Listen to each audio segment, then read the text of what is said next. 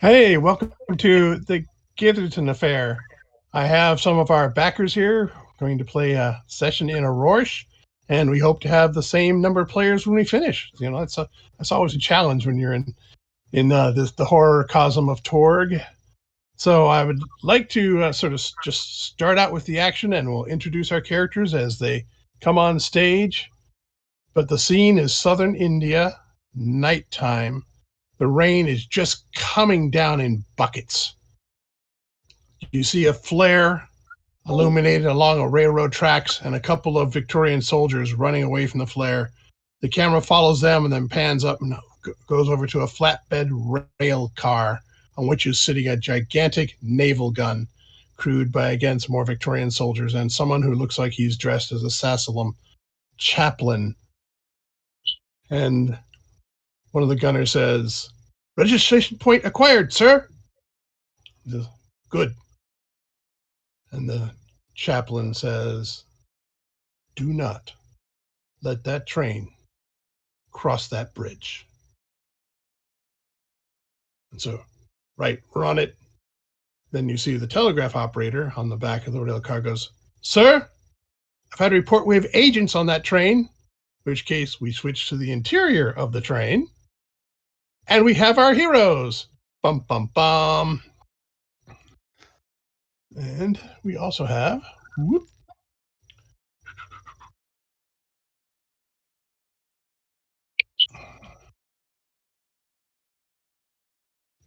I don't know why Roll20 just decides to be slow, but it does.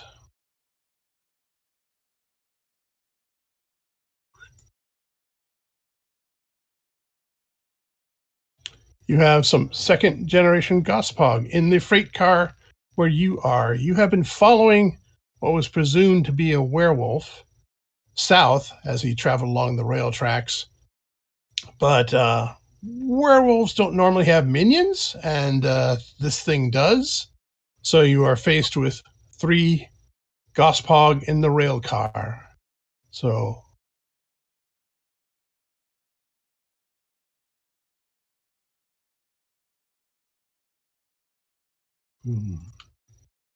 oh no! Villains go first. Of course they do.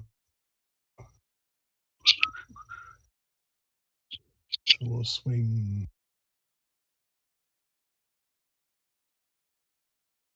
Come on, you can do it. I have faith in you, Roll20. I do. So we're going to go for the young lad with the mask. Could you introduce yourself? Name and character, please. Sergeant Steele. My real name is Eric Hulkbrenner, but I am Sergeant Steele. I am here to defeat you, stinking Gospog. Taste righteous justice, and I will punch him with my shield. All right. Well, on your turn, you'll absolutely do that. But in the meantime, sorry, I'm scary.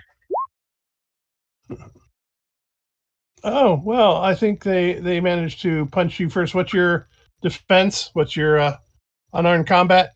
My unarmed combat defense, which, assuming the shield would apply, I believe is a 12. Okay, so I just grazed you. So you take an awesome 1 shock. Prepare to taste my wrath. My grandma hits harder. And it sort of makes this incoherent sound. And it says you think it says a name, but you can't be certain. Next one swings on the large Adinos and tries to take him down. Uh-oh.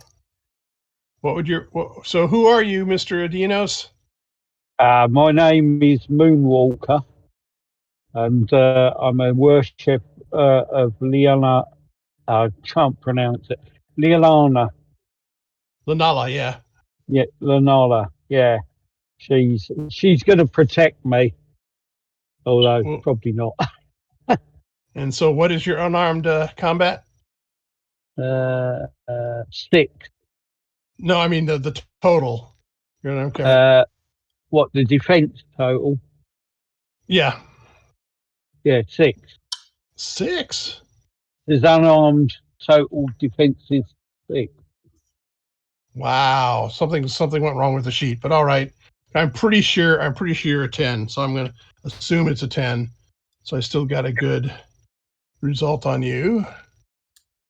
Wait, okay, this is the Adidas. Okay. So you're going to take 2 shock from that blow. It came really close to wounding you. It didn't quite do it. Then the third one. Third one is going to swing for the primly dressed professor. Care to introduce yourself? Yes, actually, it's Evelyn Weatherby, Mrs. Evelyn Weatherby, a middle-aged Victorian, dressed kind of plainly. She carries a large satchel and umbrella tucked under one arm, and of course, her satchel is full of arcane texts and cucumber sandwiches. And she is going to do her best to dodge. Can I do an all-out defense here? You could, but if you take a look at the chat, you'll notice that it decided to cooperate by trying desperately to disconnect. Okay. So I would reserve. Supernatural? They are supernatural evil, yes. So I'm an occultist, so that means I should be able to make a scholar test. Is that on my turn or at the beginning of the combat? That's on your turn. Okay. All right, and the fourth member of our team is? Hi, my name is Dave Haynes. I'm playing Hypatia. She is an embodied AI. That would be an AI that has downloaded herself into a Cartegra body, in this case, that of a garish party girl. And she's here to try to save the day as well. So she's swinging on me. No, there are only 3 of these guys. So okay. You were just the one they chose not to attack this round. Destiny favors. So it is defend and intimidate are the approved actions. And you guys are going to have to roll a surge. So everybody just roll 1d20. See if any of you have the misfortune of disconnecting. Okay, and where is the d20? Okay, just grab 1d20? Yep. Everybody looks good. Okay. You may now proceed to try to crush the Gospog. All right. And they're doing something where the air is becoming really foul. It's more than their smell. They're doing something bad. So Evelyn will make her scholar test. Okay. Let's do that. We're here. Okay, so that is a good result. So I draw 2 cards. Yep, and pick one. Keep 1. Draw 2. Okay.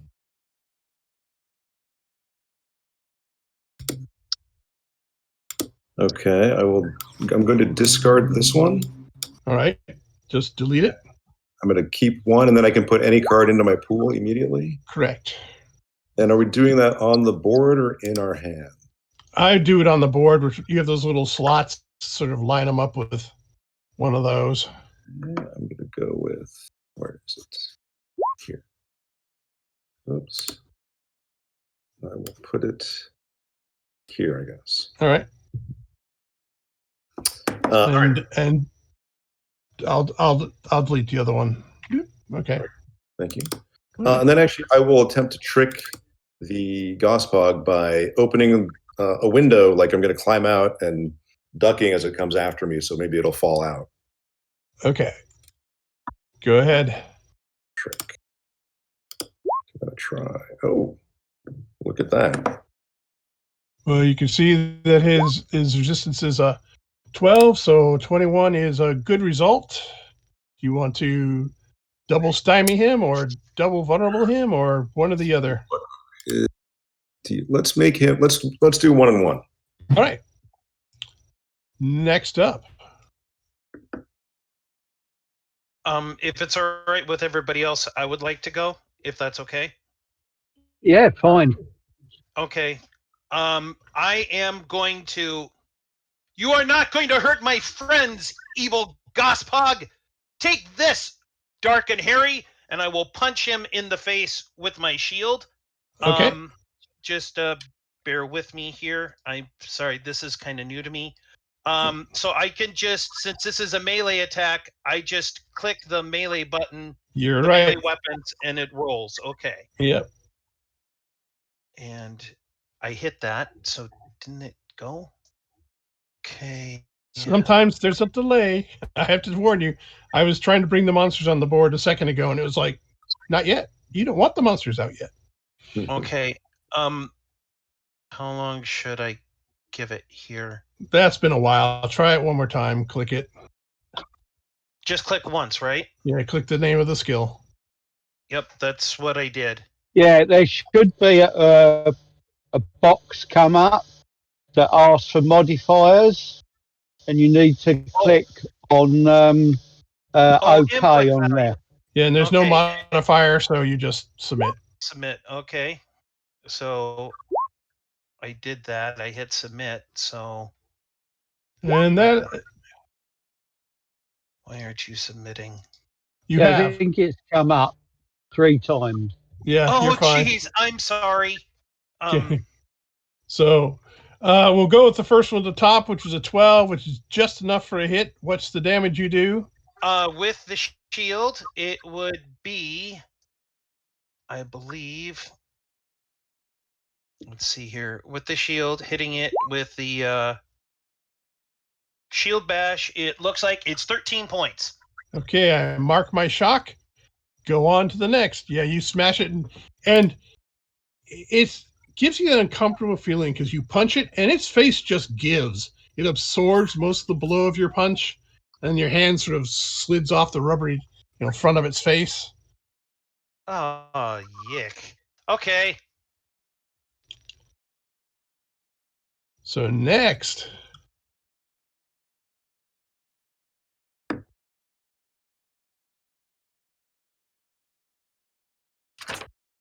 Who wants to go next? I didn't put my card down. I'm sorry. Good. Go ahead and put it down. Okay. I am okay. So I'm going to put down second chance. Do I just drop it on here? Yeah, just put it on the table, and then when you use it, you just highlight it and delete it. Okay. So. All right. Sorry, my card's out. Excellent. Thank you, sir. Who wants to go next between the Dinos and the embodied AI?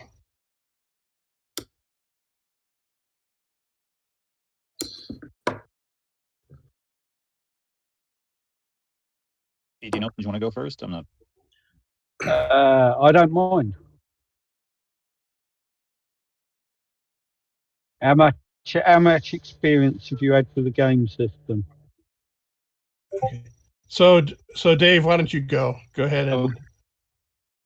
Yeah, then I can see how things work because I've played the original version, but not this version. I've read the rule books, but. Greg, to be clear, we're in a train car. You are in a freight car, to be precise, with a bunch of boxes. So it's not a lot of maneuvering space in here, and the Gospog are just climbing on top of everything to get you. Got you. Not a lot of options for tricking. I'll try and use intimidate is approved, so he will intimidate them.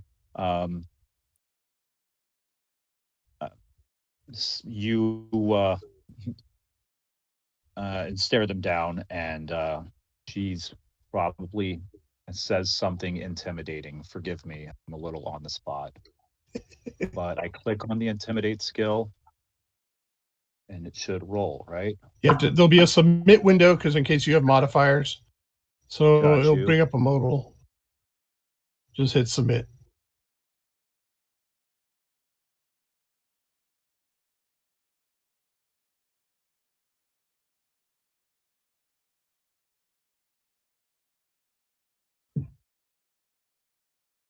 Oh, there we go.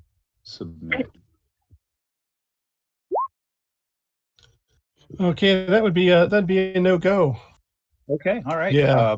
I still get to put a card down, You right? do. Yeah, the Gospog doesn't even look confused. It's just like staring straight at you. and his partially deformed tongue comes out and kind of licks one side of his cheek. Fair enough. Okay, Adianos.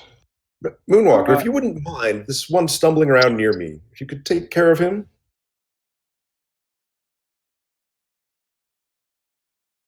Let's see what we've got here.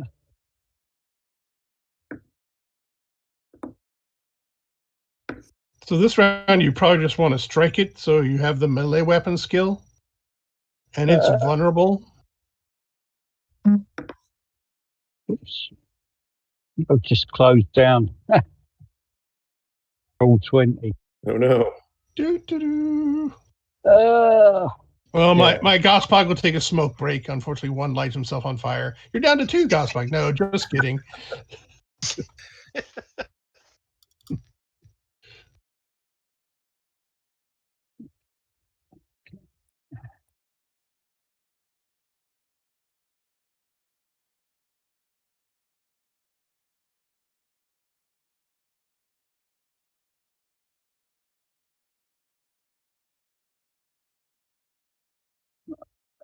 Let's see.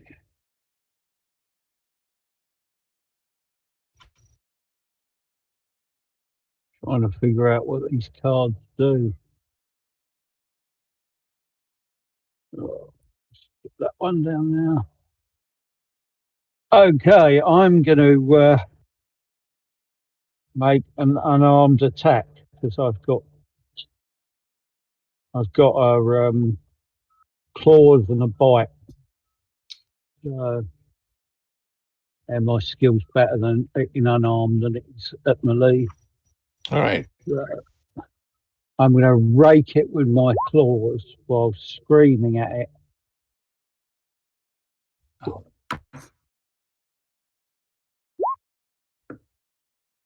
Oh, our dice slice have struck hard. So you rake it, and the wounds just seem to close right up after it, and it turns back and it mimics your scream, which is a very wrong sound coming out of a Gospog. So.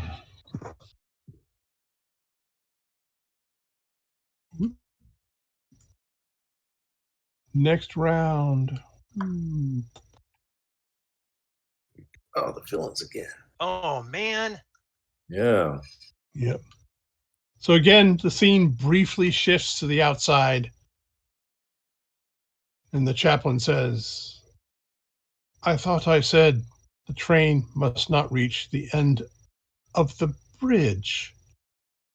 And the captain, who's got these lamb chops and bushy beard, is like, we said we have agents on the train, sir.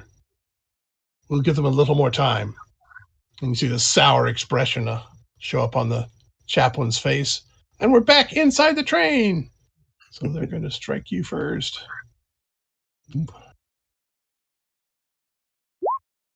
Okay, so I miss Captain.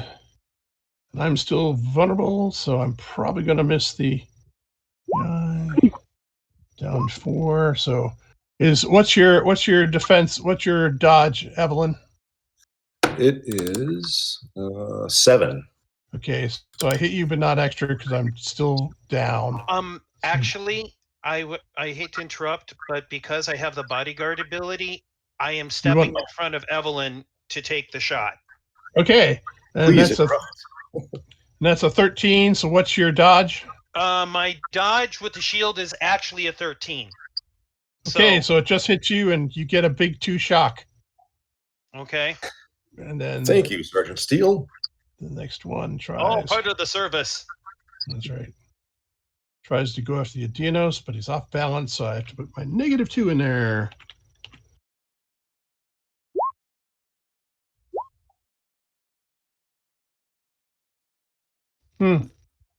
I had a spectacularly unsuccessful round. All right.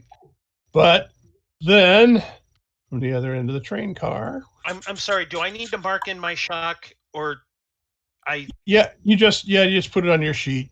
I'm sorry. I didn't do that because I thought this thing maybe did it for me. So no, it's not that. Now. It's not that sophisticated. At the other end of the freight car, the door bursts open. Splinters of wood fly towards you, and your quarry appears. Snarls sort of assesses the situation on this turn. And the heroes get to go. Okay. Do we know there's a giant gun waiting to take out the train? You as yet do not. Do not. Okay. Oh, where did my hero card go? Oh, did I? I'm sorry. I moved it over because I thought it didn't. I'm sorry. Yeah, I thought it was supposed to be all in a line. That was my fault. So. Oh. Yeah, each player just keeps track, makes their own little line of their cards. That's their pool. Gentlemen, I have a leadership card. Could I play that first to help you guys out? Yes. Go ahead.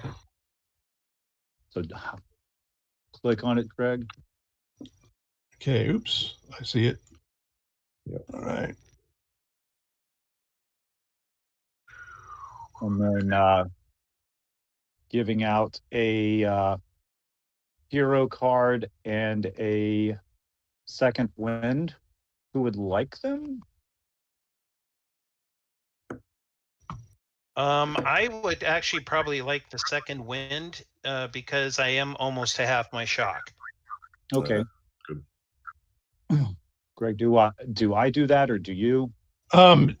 Players have to manage their own cards, so you just you click on it and there should be a little thing that allows you to pass it off, or I think they call it steal. Somebody's gonna have to steal that card from you. But since just put it down on the table and he can just move it. It's probably the easiest way. Got you. And then my hero card, give that to the ED note. Okay, that makes sense. All right. And then my hand gets refilled now or at the end of the round, Greg? Right now. Okay. And I'll get rid of the leadership card.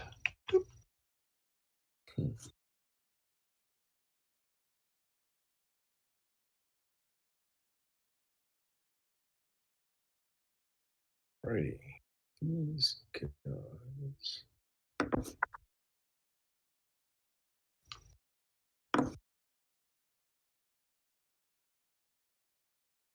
Now, the protective circle spell is a minute long. Is that correct? Yeah, so it's not really meant to be. It has to be done sort of before combat starts. Okay. You have to know the bad guys are coming. Yes. So, Hypatia, did you want to do something? We just have intimidate and maneuver for the. Do I have to take my full action now, or could I just play the card? You technically play the card are you playing a card into your pool or what? No, I mean I played the leadership card that was already in my pool. Right.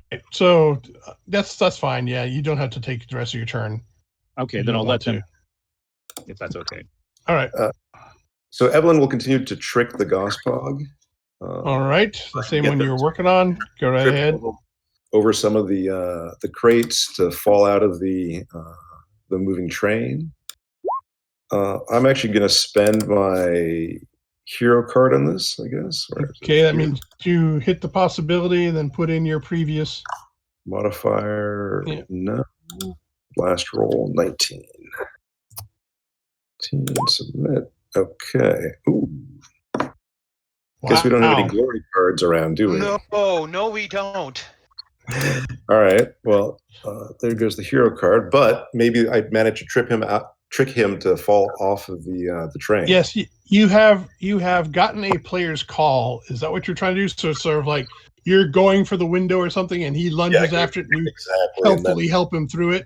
All right. So we have Evelyn has disposed of one Gospog. Oh yes, taking out the trash. Yep. Next. I will go. If that's okay. Yep. I will go ahead and I am going to try to hit the Gospog in front of me again. All right. So, and what I am going... Actually, can I play a card after I hit him or before I hit him? Because I would like to use the second wind to get my shock back. You can play it. You can play it any time on your turn. Okay, so then I'll just hold off on that for the moment. Then I'm going to go ahead and punch him. Let me get to the character sheet. There we go. All right, and then we click on the skill. And now that we did that, I know there's no modifiers. How did that turn out? Well, pretty good. You're one away from an outstanding result. I would like to oh, well, let's see here. I don't have a hero card in front of me at this point. You can spend a possibility. Why not? It looks like I have 6 of them. So why not? I'm going to go for it. I will spend a possibility. Now, do I just -1 and do that? Oh, wait, I see. I click possibility on the under the roll, correct? Yep. And just put 1? No, you don't. Possibility is spent. They just have to be done manually. But then it should ask you for what your total was, and you put in what the last roll was. Which was 19. Yep. Okay. I did that. Did it turn up or is it thinking? You have to hit the button again, like a submit at the bottom there. Okay. Send. Okay. Where's the... I'm sorry. I think I screwed this up. I'm not... I hit the submit after I put in the roll, but it didn't do anything. So let me try this again. There may be another little window that needs to be clicked through. Yeah. Sometimes it comes up underneath the character sheet. Oh, okay. Let me... Before I do that again... Sorry, I'm not used to Roll20. Under the character sheet, I'm not seeing anything. Okay, then it just might be Roll20 ate the roll. So try it one more time. Try to hit the possibility. Okay, sorry about that. Okay. Possibility, submit, 19. We'll just assume the blows in super slow-mo. Okay, there it is. So it looks like it went through this time. So it looks like it's a total of a 23 to hit. So, and you said, so I definitely got the outstanding success. So how do I do my damage here? You click on the bite claws. The shield that you have. It should be weapons. Okay. And you click it, and then you add 2 bonus dice because you earn 2 bonus dice. Okay, so I click the shield bash. And another little window will pop up. Okay. So I'm sorry, I'm not. So I actually clicked on shield bash itself, or is there the actual button, or let's see. Because I clicked on shield bash and nothing has happened. Do I click on the add at the bottom of all the attacks? Because there's a button. There should be a window that pops up where you enter the number of bonus dice from the input value. There it is. Okay. So 2. Do I just type 2d6 or just 2? Just type 2.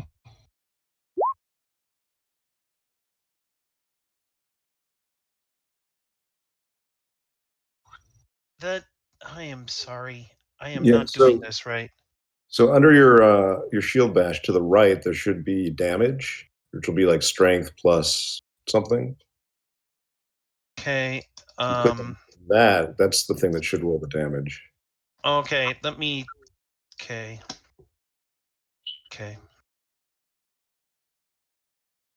So I click on that. Oh, there should be okay. Bonus dice 2. I see that now.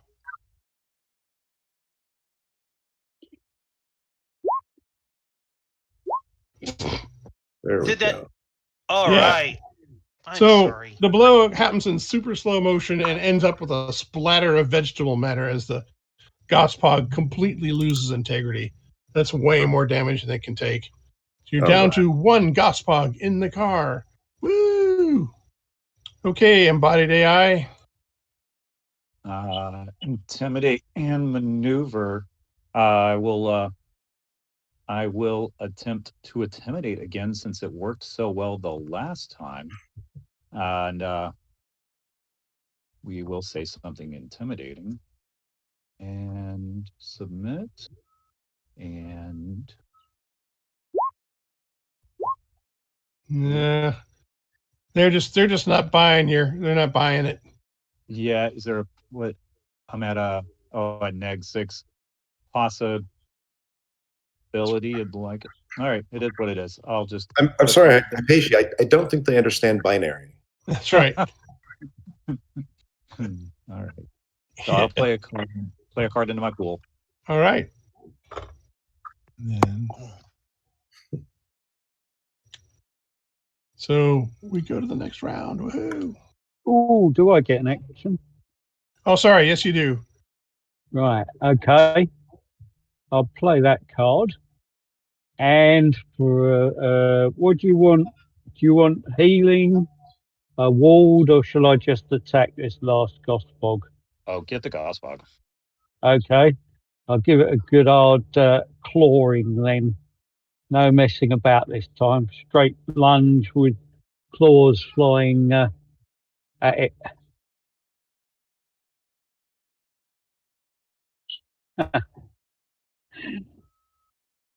Okay, so unless you spend a possibility, that's just going to be a miss, which is okay.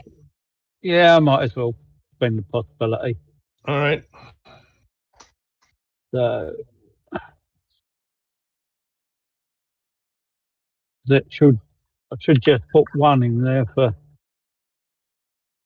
You don't need to enter the number of possibilities you're spending. You just put the value of the roll when you hit the possibility. Last roll was 10.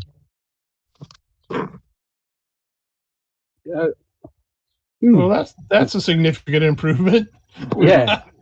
Okay, so now you click on damage and you get to add 2 bonus dice. Excellent. Nice.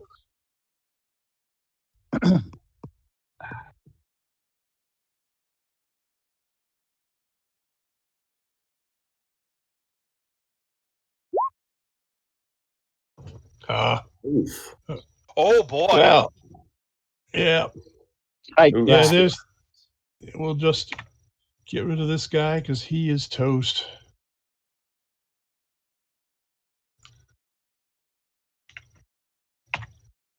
No more Gospog in the train. Yay! And this guy steps up. Which is just good because now here comes Big and Ugly. Yeah. He looks like he's getting ready to soliloquy. And so, Greg, is there a darkness penalty in the train? there is, but it's not for the range you guys are fighting at. And Gospog don't have Cloak of Darkness. I was concerned about the werewolf's Cloak of Darkness.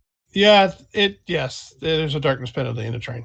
I tried to spend my shock, the second wind. I don't know how to use the card. You just apply it and then you delete the card.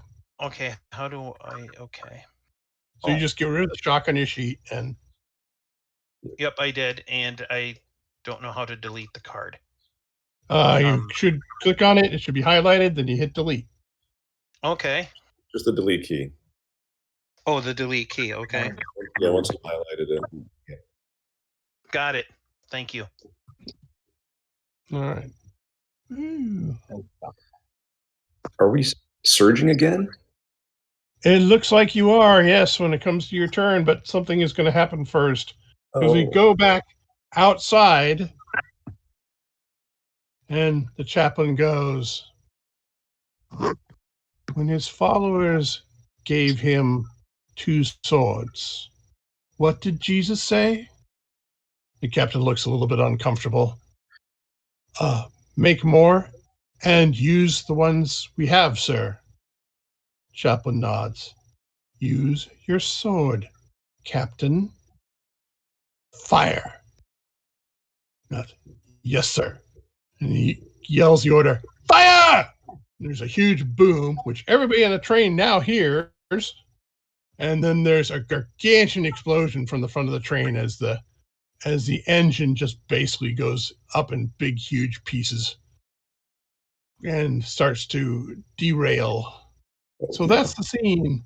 So that's going to change what this guy does. He decides it is time to go bail. Because, it's been remarkably less fun since you killed his minions. Oh, come on. There we go. Yeah, I'm not loading character sheets, that's for sure. Don't know what's going on. Hello. Fine.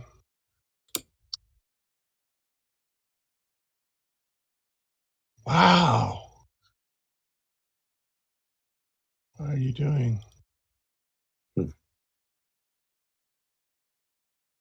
don't know what it's doing.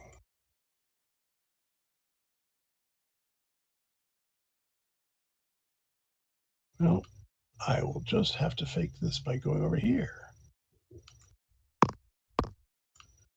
All right.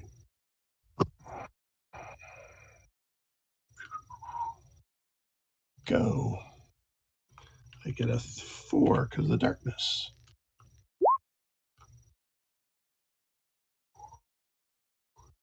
And I am leaping from the train with just a snarl. So your quarry has decided to dive off the train. Well, we best follow him. Is he diving into water or diving into underbrush? He's diving into underbrush. That sounds painful. It is. It's he's almost certainly going to take at least one wound, but he doesn't care so much. Because he regenerates. So Right. But the rest of you, that splat could be painful. It's a DN16 to land and not take damage on a maneuver. Oof. So you could try some other way, Well, I mean, the train is currently losing control, right? Because their engine just blew up. Yeah, probably in the next 2 rounds it's going to derail. So the question is, well, he is our quarry. We're supposed to chase after him. Better follow him. We All cannot right, let off people we like go. that roam the night. All right. Is there a way that I know I'm fairly good at maneuvering? Is there a way that I could use that to help some of the ones that may not be as maneuverable to make the leap together? Yeah, you can aid somebody as they're making their leap as a multi-action. So you'll take a -2 and they'll get a +1. Who has the lowest maneuver? I have an 8. I got a 10. I have a 7. I've got a 9. All right. Then I guess Sarge Steele, you should help the 7 then, right? Yep, I'll help the 7. All right. All right. But before we go, I'm going to quickly look around to see if the werewolf maybe had caught some of his fur on a crate. I would like to collect that if there's time. You get to make a reality roll to see if that little bit of reality bent your way. All right. Okay.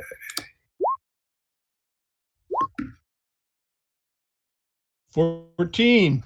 So yes, it did. There's a Right. little bit of its hair caught because it didn't quite fit through the window, so it had to enlarge it. On one of those shards, a little bit of splinters of timber, there's a bit of hair. Excellent. So Evan will grab it in one hand. We'll, I don't know, grab Captain Steele in the other and say, "Let's go." Okay. And it's Sergeant. I work for a living. Sergeant Steele. My apologies. All right. Here's what. Okay. So now what I need to do is I click on because it's a -2. So I click on the skill. Yep. And you put -2 in the modifier. Yep. -2. Okay. And then I will submit. See where we're at here. Okay. So, nope, that's not it. All right. So I need a 16. So I am going to spend a possibility. Okay, right now you're taking 1 wound. So it's not super terrible, but it's not good. Yeah, it's not good, but I'm more concerned that even though I take the wound, he's going to take one too. Or whoever the 7 is, they might take worse. That's Evelyn. Okay, Evelyn, she has to make her own roll. Yeah. Oh, she has to make her own roll? Okay. All right. So yeah, it's 1 wound. Yeah, it's not great. It's not good. Yeah, I am going to. How many possibilities I have? Our lizard friend might be able to heal you later. Oh, Yes, that's I true. can. That's right, because he's got the healing miracle. So never mind. I will go. I'll take the wound, and off I go. All right, boom. Next. Evelyn, right behind him, I guess. Oh. Ow. Wait, do I have I'm going to use my second chance card because that's going to hurt. Yeah, that one's going to hurt a lot. So let me try that again. My second chance modifier. Okay. Get rid of this. I'm actually going to spend a possibility on this because I that's would suggest so too. Yeah, you really want to get at least an 11. last roll was an 11. Okay. Ah, see, not a problem. I open up my umbrella and it just a gust of wind lands me on. Actually, here's how I picture it. I land first, and I take the damage after the professor lands on top of me. And she gets off scot-free. All right. Stick the All right. landing! So 2 heroes are off the train. Yay. And when you're off, you can see that, yes, the train, the shockwave from the explosion is lifting the cars behind it off the track and twisting them slightly. So this whole thing is just going to get yanked off the rails. Is there there's just trees? Are there trees nearby? Is it just underbrush? What are we passing? You're basically passing, it's jungle underbrush. So you got some succulents, you got some stuff, but there are no trees. They've cleared the trees from the tracks. Okay. All right. I've got a drama card, some possibilities. We will maneuver and see what we shall see. Gonna jump and hit the submit button. See what that looks. So you'll take 1 wound from that if you don't want to improve it from there. What do I need to hit? A 16? 16. So basically you're right on the number where you take 1 wound. So I've got a drama card. I want to use that. Okay. So then I just hit possibility and put in a 16 and submit.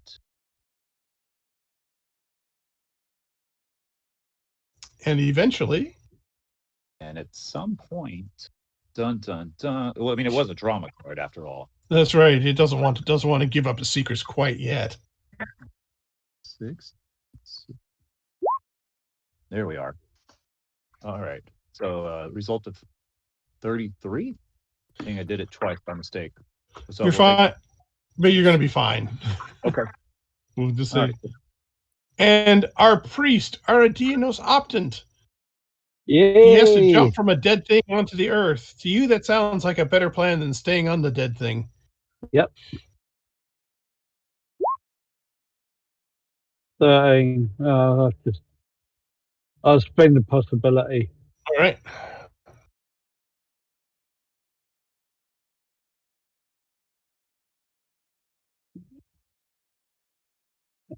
I've done this right. No, I've done it wrong. I get what it is now. Yeah. So submit modifier. Last roll. Then 18. So yeah. Oh yeah. So you basically you start a little off balance, but you have this thing called a tail. Yeah. So you can do the cat thing in midair, reorient yourself. Oh, I'm going to land much better this time, and just slide through the underbrush, just leaves just flying behind you as you come to a stop. And you watch as the train slowly careens off the tracks. See, I tell you, your strange magic is unreliable. I prefer my seat. And that's the end of that encounter for now. So pick up any cards you want to keep. Discard them if you want to refill your hand. That maneuver was approved action last turn, so we can draw. Yep.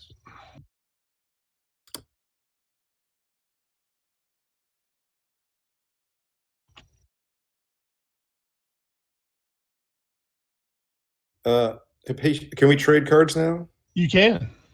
Hypatia, I think you probably would like this card, Reality Surge.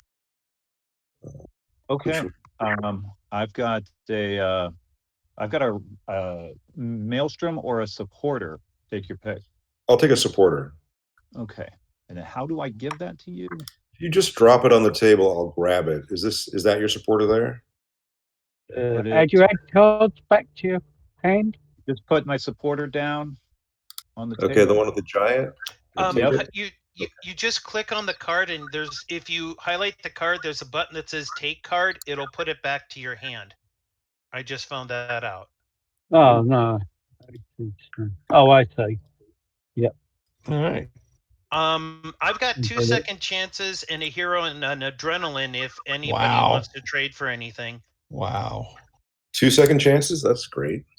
Yeah. I mean, I have an adrenaline or a drama card I could trade for the second chance. Sure, we can do that. So I will put the second chance out here. Right. You said you had a hero, right? Yeah, I have a hero. So take the drama.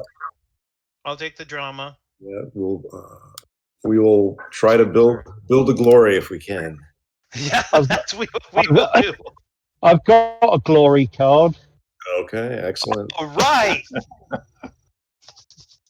I've got a glory supporter, an action card which had 3, and a seize the initiative card. So the scene is over, Greg. So we put our cards back in the hand. Yeah. Okay. Now, is it after the scene that you can draw up to your maximum too? Yep. This is correct. What's the maximum? Your maximum's 4, yeah. Oh, right. So you should see a map of the area. Yep. So you have. Before we go any further, can I heal people's wounds? Well, if you're going to be nice about it, sure. Yeah. Appreciate All it. Right. The professor is heavier than I thought. Ow, sir. I'm sorry, madam. Oh. No, it's all the books. That's right. What are you carrying? Half the library? Ugh. You want me to make a healing roll for that? Yeah, I sure would. And who are you healing first? I'll heal who jumped off first. That was me, Sergeant Steele. Sergeant Steele, yeah, because he's got the shield. That is a success, which heals 1 wound and all shock. Thank you. Thank you. As there's an audible crack from my back as I'm able to stand up. Thank you so much. Don't thank me, thank the goddess. That's right. Thanks, Lanella, for your support. So, Gaitherston is a tiny in comparison. The city of Tiruvananthapuram used to be about 1 million people, and Gaitherston's down to about 40,000. It's basically where the 66 is on the route marker. 66. Is where the train station for the city is, and the rest of it to the south is basically ruins. There might be remnants of folks there, but not too many people go exploring. But you're on the coast. You're almost at the very southern tip of India. So it is tropical in a big way. Just so you have some idea. So it's a slog to town. It's still raining. You're in uneven territory that's already been rutted by rain. So about 2 hours later, you start to straggle into the outskirts of Gaitherston, and you hear a police whistle, like, "Stop! Stop! Strangers are not allowed to be outside at night. I say stop!" "Oh, you're a different breed of stranger. Hello?" Hello, citizen. You see this dude. "Oh, well, we don't normally get visitors from out of the jungle. Well, we do, but they're not the sort we like to hang out with. So, may I ask what brings you to town?" We are in pursuit of we are on a mission for the Delphi Council. "Oh, I think I've heard of them. Oh, you're the blokes who have the folks from all over come together, those guys?" That's right.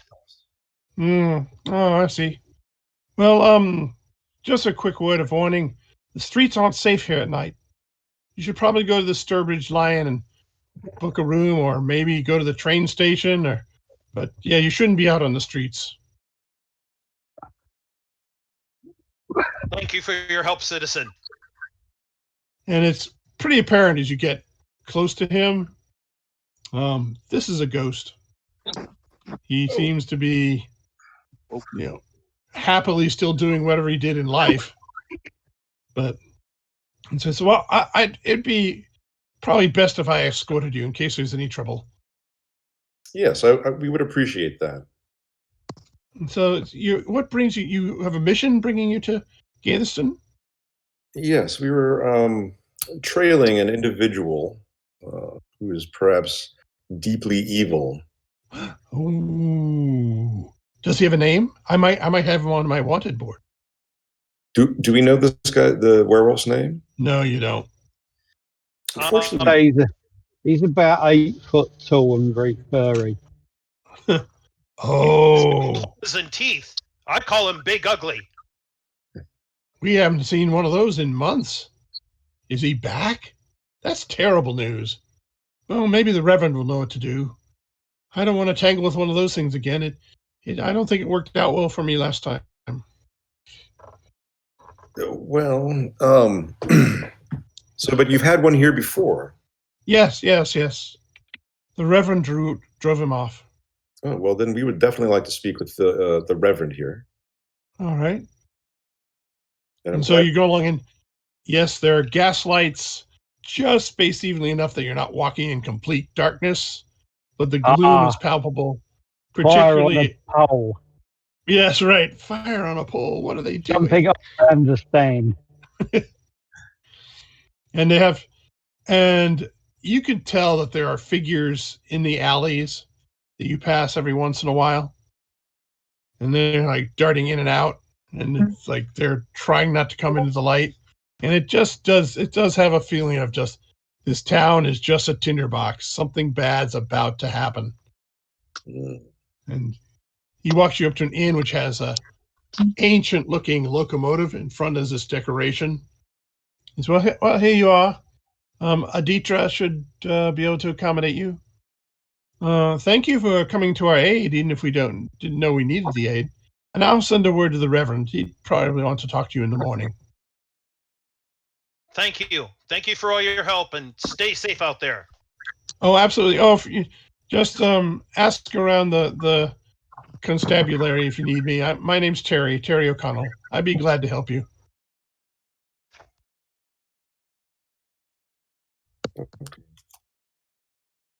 So you go inside. 2 things. Hey, it's dry in here. Bonus points. The other thing is there's a quiet, seems amiable conversation, but everybody's wearing a hat with a little bit of green felt or green feather or something green on it. And they sort of all stop and turn to look at you as you walk in the door. And when they turn away, definitely giving you a cold shoulder. You see the bartender behind the bar, Indian woman, business suit, henna tattoos. She's got some, you'd guess, modern spectacles on. You don't think those are a Rorsch issue. And she says, "What can I get you, strangers?" Well, I think we need rooms for the night. Wise choice. Streets are a bad place to sleep. 2 rooms? Yes, if the rooms are large enough for all of them. So, that's fine. I could definitely accommodate. There's no scheduled passenger train service this time of night. No. Where did you come from? Unfortunately, our train, a bit to the north of here, had an accident, and we were forced to walk. You were on a freight train? Yes. Oh, sorry to hear that. Times must be tough. Well, normally I'd be terrified walking around out there on my own, but I have my companions with me. Yes, we can tell you have strange company. We actually, there was another person on this train that we were following. I don't know if you might have come through here. Are we the only ones to arrive tonight? At the Sturbridge, yes. Well, other than the customers, you see. No out-of-towners have been in tonight. No out-of-towners, no. And if you don't mind my asking, I'm not aware of the local customs. Why does everyone have a bit of green in their hats today? And you see her nose crunches up and gets this little sour expression on her face. Oh, the latest thing from the Marquis' notes. They have, I don't know how you'd say it. Manners change all the time around here. And what is custom and appropriate changes almost every day. Last night, it was decided that you need the hats with the green and a greeting, which basically they'll ask you if you slept well, and then you could have a normal conversation. And at the end of it, you're supposed to declare how you slept and whether you enjoyed your first meal. If you don't do that, they get very upset. And sometimes even to the point of violence. Well, it's certainly good to be polite, but violence is never the answer to rudeness. Well, let me reconsider that statement.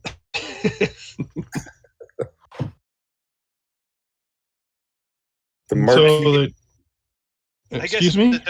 I guess it depends on your definition of rudeness. If some gospog is trying to rip out my spleen, I plan to be rude back.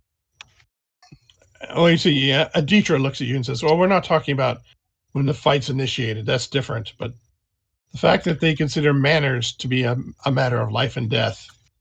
We've had a number of murders over misplaced manners. And with them changing so rapidly, it's hard to know what to do or what to say." This Marquis, you said, is the one who's dictating the manners? It's just the name of the pamphlet that is printed. We have no Marquis in town. Oh. Do you happen to have a copy I could look at? So she hands you a pamphlet, and it's called A Young Marquis' Notes About Town. And this one was talking about how dreadful the odor coming from the southern ruins is, and something really should be done to be clean about it. And then mentions that back in Mond, when their summer turned hot, people learned to keep their cool by wearing these hats with the little green markers, and it describes the little ritual you're supposed to go through. And she says, that came out 2 nights ago, so I'd expect within a night or so we'll get another one. And who's selling these hats? Oh, nobody particularly selling hats. Most people went back and took ones they had and added green to them. Excellent. Well, I'll have to do that for myself. I think we all better put in green so there's no problems with everybody else. The last thing you want to do is get into a duel. Yeah. And so this rather portly gentleman comes up to Hypatia and is like, "Did you sleep well?"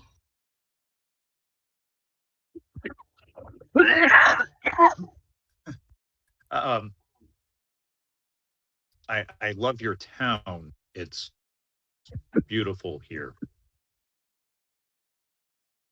And he looks a little nervous.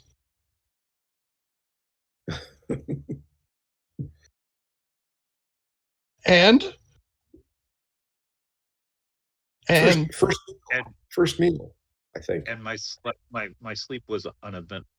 Thank you. Oh, thank you. And did you break your fast? We have not consumed sustenance yet. Oh, that's dreadful. Deidre, could we get some stew over here and perhaps your lovely naan? So she heads back in the kitchen.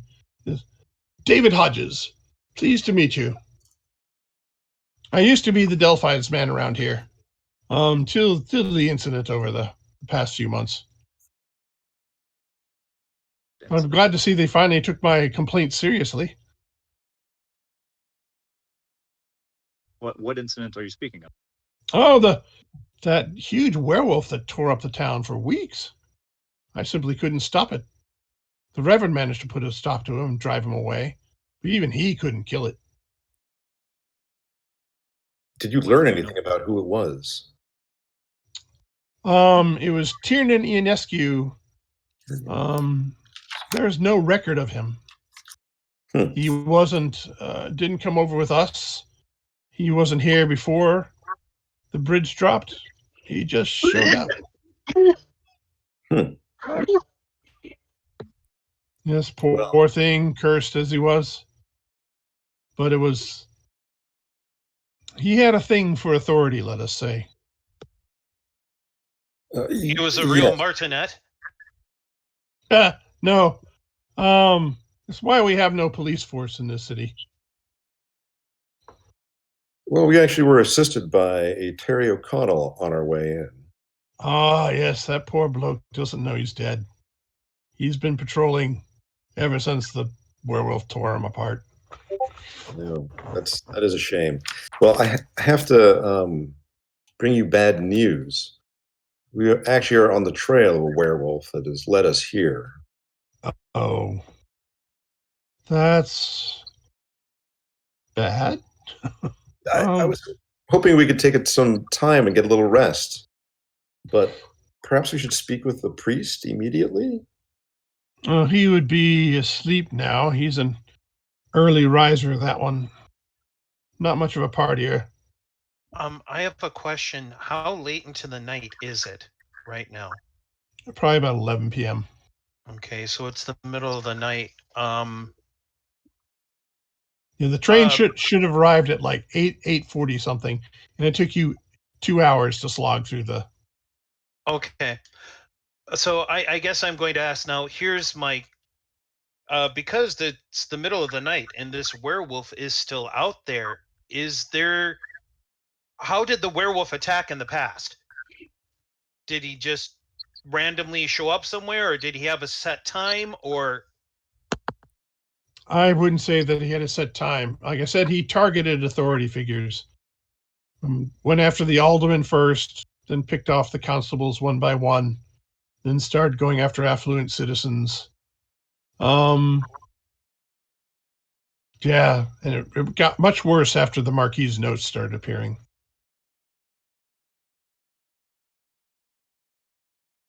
Okay, who would likely be the target now, assuming he's back and he's going to attack tonight?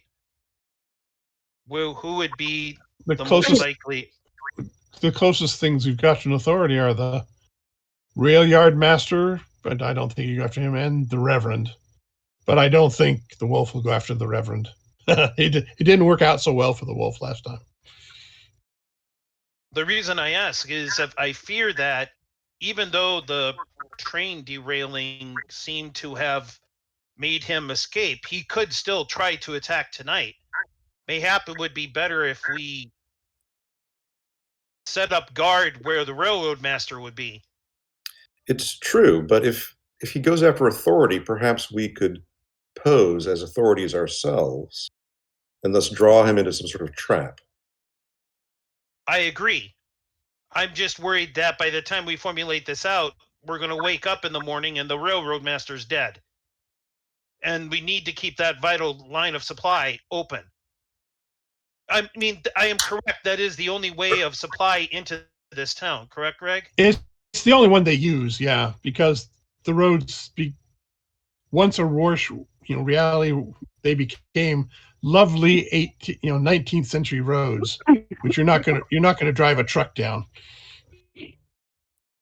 Sergeant Steele, I think you're right. We should protect the rail yard master. All right. So, but first a cup of tea.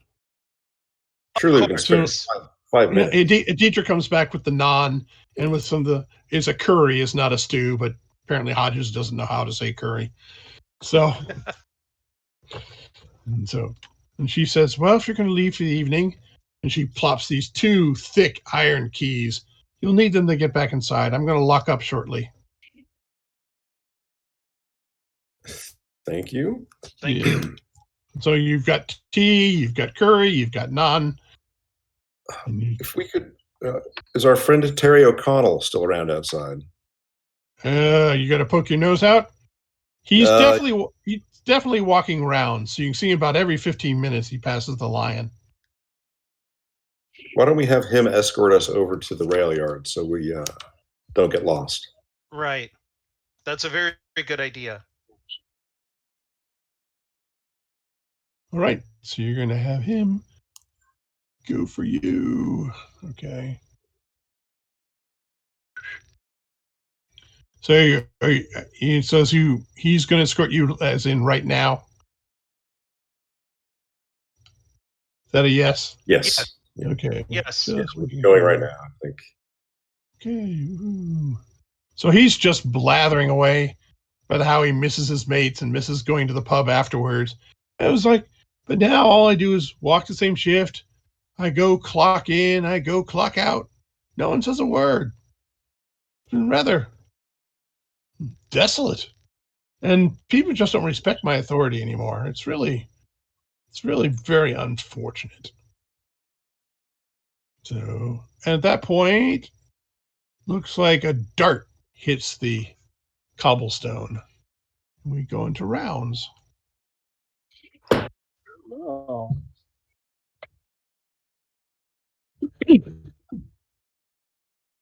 Lucky. Oh my gosh, the heroes get to go first. I'm so excited. What do we see? Whoop.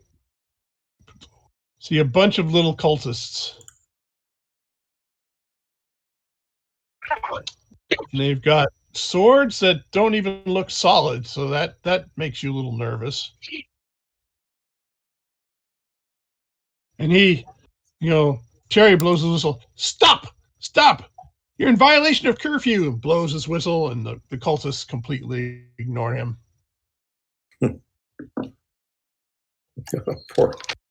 Poor Terry. You guys get to go first. How many cultists do we have? You have 6 cultists. 6. And please. You let me pull out the unit this time? Oh my gosh. So Terry will have to move over here. Sorry, Terry. So here are your cultists. Basically, 9s across the board. 9s. And are they supernaturally evil? Oh, not that you know of. Not that I know. Okay. And it also looks like, man, for cultists, this is a ragtag bunch. It's like, yeah, there's They're not super organized. How far are they away? They're about 15 meters away when they pop out of the shadows. Because what? Unless somebody else would like to go first, I would like to throw my shield at one. Let me see if I can make that a little easier for you. Okay. All right. So Evelyn will yell out at one of them. You call that a cult uniform? I can't tell tell which group you're part of. She's gonna taunt them. Your uniforms suck. Yeah, that's not gonna help, unfortunately. Well, I tried. Don't forget to put a card out. I can still put a card out. Yes. All right, and they're going to be stymied on their turn. They're just feeling it this time. Okay.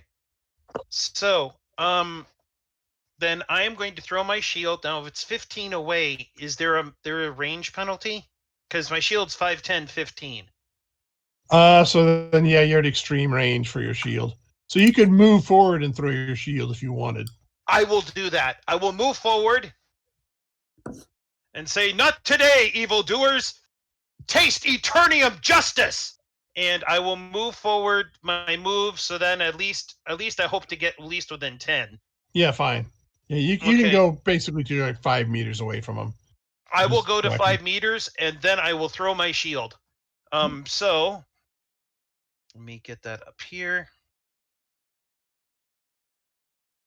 So I am throwing my shield. So that would be under missile weapons. And I go back to here, and there is no modifier. Oh, yeah. Well, that's an outstanding result. So add 2 bonus dice to your shield's damage. Yep. Going to the here. So then that would be under Eternium shield. The damage number. Yep. Damage here. Add 2. Oof. Yeah. Basically, you see, there's this long, wavering shadow blade of some kind, and he gets as far as death too, and then he gets springed, and he just goes flying up against the wall and collapses. And the shield comes back. I catch it, and I say, "You were saying?" Yeah. So next, I'd like to go next if that's okay. Yep. Go. Greg, are there 2 that are somewhat close to each other? Yeah, they're about a meter apart. Okay, so I'm going to look at one of them and I'm going to trick him.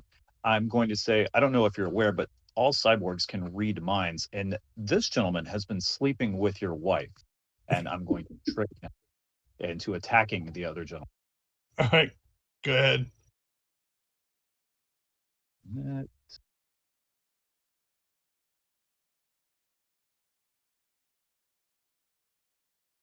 And I got a 16.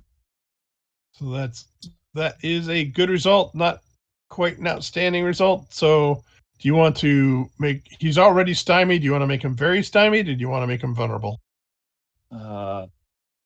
We will make him very stymied. And so he's like, what? But I'm not married. So he's terribly confused. So next.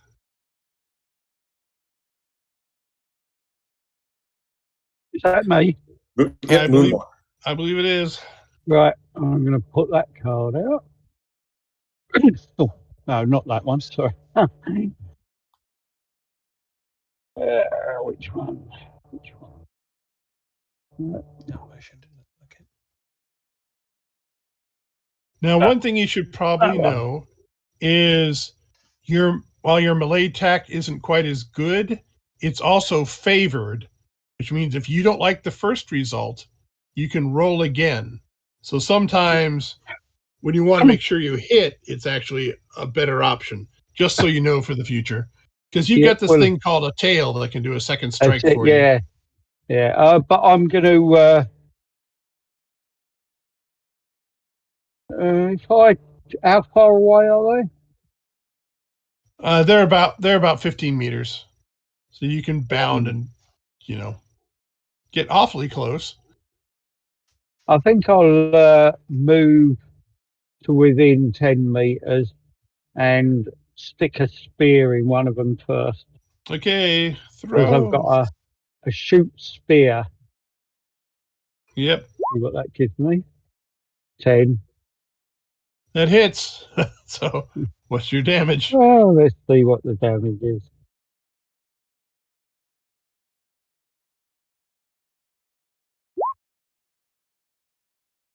Just 11.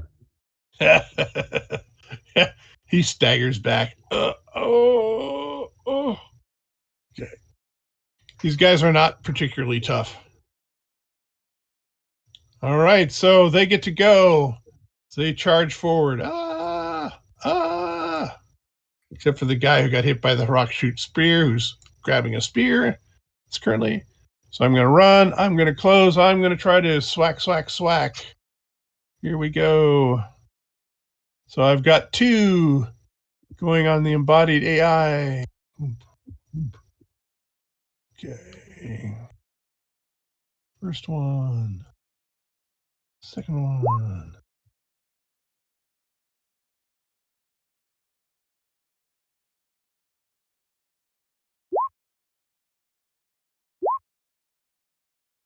Okay. So I think I have does a 12 hit you? Yeah, I got a 9. All right. That guy is a -4, so he doesn't hit you. Yes. So the guy does. So prepare for the awesomeness that is 1 shock. 1 shock it is. And then I strike at the Adianos. Wow. So I had a flurry of action, a couple people trying to hit the embodied AI. One is trying to strike the professor, one is trying to strike the Adianos. Nobody manages to connect. Oof, all right. Okay. Are these cultists wearing green in their hats? They have green ribbons, tied or bandanas tied around. Yes, they do. All right. So, you guys get to go first, and they're fatigued. Of course they are. Do you want to keep this card, this initiative card, for the next round? You mean this one? Yeah. I think we should keep Lucky Break. If you can make that happen, that would be awesome. Unfortunately, no, because I played the card into my hand, but I can keep this one. If I play this card at the beginning of the round, it can keep the current card for another round. This is a good one. It is a good one, sir. Yeah, that if you fatigue these guys long enough, they're going to fall over anyway. I'll seize the initiative then. All right, so we'll keep this for another round. You guys get to go first. Okay. What shall I do with that? It says just highlight it and hit the delete button. You played it. There we go. And yep, who's going first? Okay. All right. Evelyn will point. She'll point to the guy in the back and say, "Wait a minute, that guy's got a red bandana on." And she will try you get a +2 modifier to your interaction test. Okay. So she will do a trick modifier of 2, and she gets a 9, which is just what she needs, I guess. Right? Because they are. Yep, they're 9. So you could just and that'll do it. You're 3 away from a bonus, but that's probably not worth it. Yeah, I don't think it's worth it. So we'll go with stymied. All right, so they turn around like, what? Reginald, is that true? I've got a spear in me gut. So, okay, I'll go next. I am, if that's okay. Yep. There's 2 you said on the AI, correct? Yep. They are absolutely ineffective. They're in effect. Okay. So they had bad luck, but so far they've done nothing. Well, right now it's 2 on the embodied AI, and my understanding is she is my friend, and she is ultra squishy. That is true. I am going to step in front, and I am going to take my shield and say, "Eat this, evildoers!" And what I would like to do is I want to try to hit both of them. So multi-attack. Multi-attack. So that means your modifier to the attack is -2. You roll once. Roll once, -2. Yep. Let's see, what card did I put in front of me? I put in front of me the second chance card, so we'll see if that works. So, melee. Back here, -2. Submit. Okay, so you hit them both. That's a mild hit. If you have a card, you could turn that into an outstanding hit. I mean, to a good hit, which probably takes them out. I have a supporter card. Will that do it? That'll do it. That will. Right. I will play it. So then, since I'm doing the melee damage, I am going to click on this. And I get 1 bonus die. Yeah, that probably does them in. Yep. All right. So one just crumples into heat, and the other one, as he falls over, says, "I blame Reginald." And I look down and say, "Enjoy your naps, evildoers." Yeah, he's like, "Oh." Okay, next. I'll go next then, if that's all right. All right. Let's get that card out. And are those 2 facing me? They are. Yeah, they're basically one's on you, one's on the professor. Can I try to attack both of them? You certainly can. That puts you a -2 modifier. These guys are not the toughest dudes on the block. Yep, I'll try that.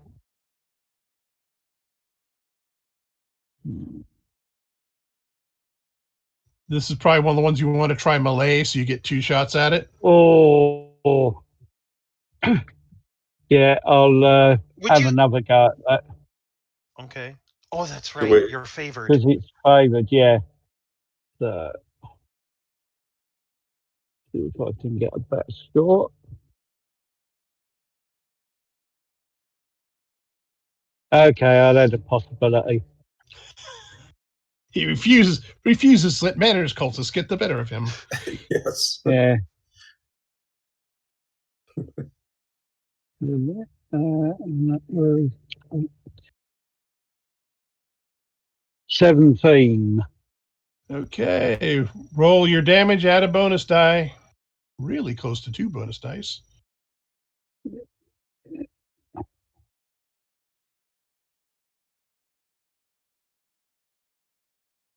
$14 damage. Okay. That just leaves the one with the spear in his gut to go. All right, so embodied AI. Care to do anything? Yeah, Trick is favored, and forgive me, we're at a rail yard. I'm trying to. No, you're on your way to the rail yard, being accompanied by the Bobby, and these guys jumped you. Okay, so we're in the middle. We're walking down the street. Yep. Searching for a way to trick him, and the player, I'm coming blank. I'd like to trick him somehow. Well, currently he's slumped against a wall, spear in his gut. You have the feeling that there's not a lot of fight left in him. Got you. I was since Trick is favored, I was trying to do that, but okay, then I will shoot him with my laser, I suppose. So It's not. It's gonna be hard to trick who's slumped against the wall with a spear in them. He's going, please kill me, sir. He just looks upset. We will. Here it is. Submit. He's like, wait. I know secrets. Oh, never mind. I died. Okay. Think of 15. All right. Go ahead and roll damage with a bonus die. So much for his confession. The werewolf's name is Blurg. Oh, shoot. That's right. We need that info, don't we? His weakness is. Bonus die 1. Submit. He's just toast. Damage 18. Yeah. But wait, I know secrets. Clunk. I'm gonna go up and pull my spear out of him. Yeah. You don't need this Wipe it anymore. on the and grass. I do. Say that again? Green bandanas are no substitute for good manners. Yeah. They didn't even ask us if we'd had a good night's sleep. No, they didn't. They just went straight to the violence. Greg, can we inspect the bodies for anything? Yeah, basically, one of them was a waiter earlier at the Sturbridge Lion who disappeared in the middle of serving you. The others just look like locals. I mean, they've got Victorian clothing underneath their rather poorly, put together robes.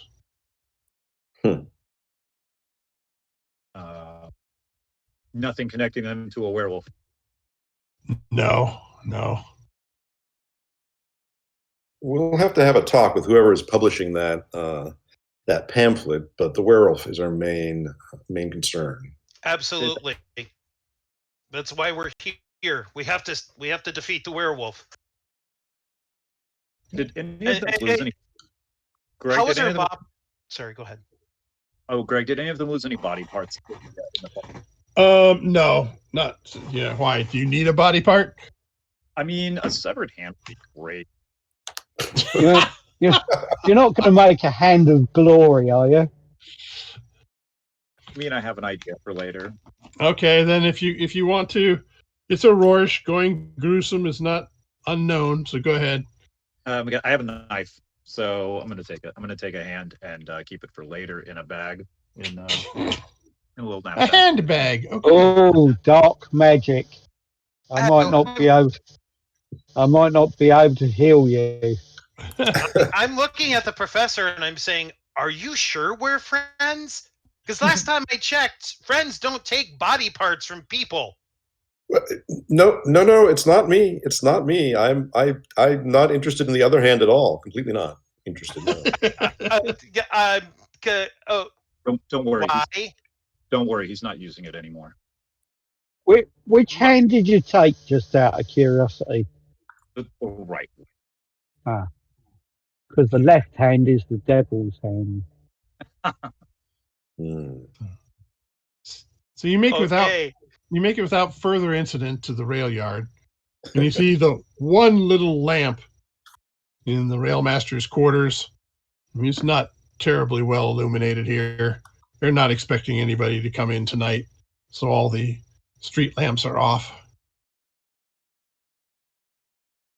Okay, well, so we'll knock on the door, or so that I mean, that's what I'm assuming. We'll knock on the door so that we let the guy know, hey, we're here to protect you. Yeah, we're not robbers at all. We're Not so robbers nice. at all. I am Sergeant Steele. Look at the color of my shield. So you knock on the door, you see the latch, and the eye looks out at you, and a woman's voice is like, "There's no business we need to be conducting this time of night." Madam, we are here from the Delphi Council, here to protect the head of the railroad. Okay, but I'm in my locked room. Who would bother me now? A werewolf. Oh, He's back. Yes. Right, so And and considering you're the head of you're the major figure of authority that's left in this town, we have come to protect you. Somebody make a persuasion roll. It sounds like a good story, but I've got 4 strangers, one who looks like a lizard standing outside my door. Do I want to let them in? The young man tells you the truth. All right. Can't offer you anything. I've shut down for the evening. Hear a couple bolts being thrown. Door creaks open. Hurry in. Don't want one of those crazy cultists wandering by. Oh, they won't bother you. There's I 6 just of them they lying bother. dead outside.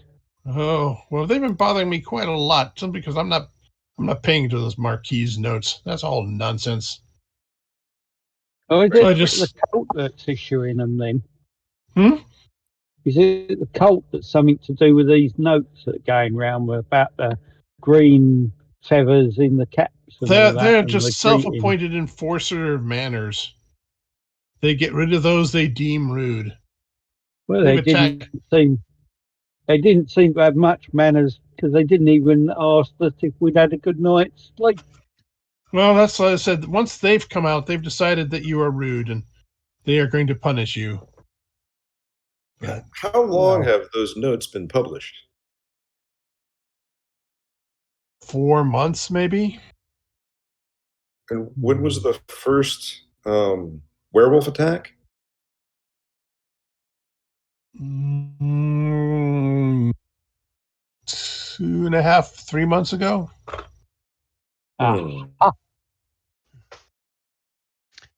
Can you tell us more about Tiernan Inescu? How do you know him? Well, that's just the information we found on him after the Reverend drove him out of town when they sacked his quarters to see what they could find on him. Yeah, it says he was from some place. What was it? Gallia something, but not a city we'd ever heard of, and we're pretty sure there is no city like that. He had identification papers. He was a mason, did odd jobs, had never caused any trouble before that. I have a question. When the Reverend drove him off, did the Reverend actually drive him away, or did the Reverend theoretically kill him?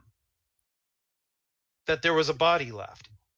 The Reverend says he tried to kill him, but could not. Okay. And that it staggered away wounded, and he knows the way werewolves work, so okay. If you don't do the lethal blow then, you're not getting it later. Now that he's right.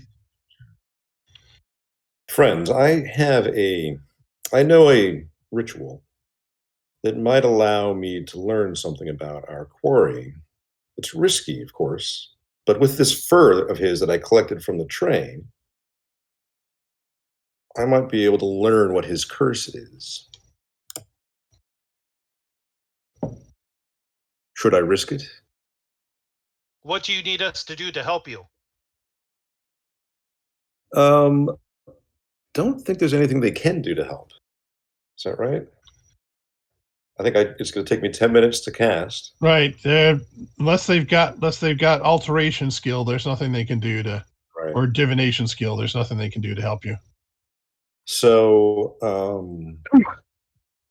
just keep an eye out for the werewolf. There's a good chance he'll know that I'm prying into his secrets. All right. I will stand guard. All right.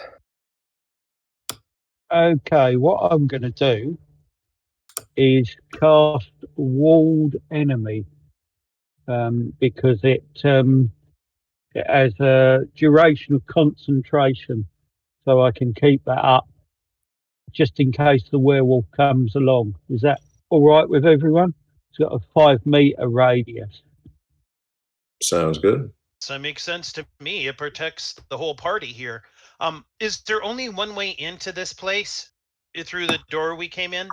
Yeah, this is a tiny living space. You can tell that the Railmaster, whatever her initial pecking order, in the social order of Gaitherston was not very high up. It just shows they've the ranks have been culled. Right. Well, then I will basically plant myself in front of the door, and I will keep watch. I will, in case, I'll maybe sometimes alter between being in front of the door and looking out the window, just to make sure that we're not going to get caught unawares. Right. Okay, I needed an 8 and I got 17. So that's a good success, is it? It is. It's awfully close to a outstanding success. That means, let me just check. +2 Yep, to all plus your defenses. Yep, +2 to all our defenses. And so when you do concentration, that basically counts as an action. Yep. So yeah, just make sure you know that. All right, so you've got that up. And Okay. we're ready for the scry. So should I scry or should I do detect curse? Because I think detect curse will tell us more information as opposed to his location. That would make sense. Because from what I understand, we need to know everything about this guy before we can defeat him. Correct? I think detect curse has a range of 50 meters or something like that. Detect curse says limitless. Oh, okay. Okay. I'll buy it. I wrote it, so it must be that one. But I'm going to have to make upon opposed. completion of this, I have to make a corruption test. Here we go. Let's give it a try. Here's the thing. Do you want any cards from us? Like, do you want a second chance? For a Do you willpower? want me to, or Can we trade those like in the middle? Since we're not in combat, I think we Right. can just So trade if you're not in combat, you can trade them freely whenever you are during the action. Let's see what I get when I roll. So there's no modifier. Oh, that's a great roll. DN, where is it?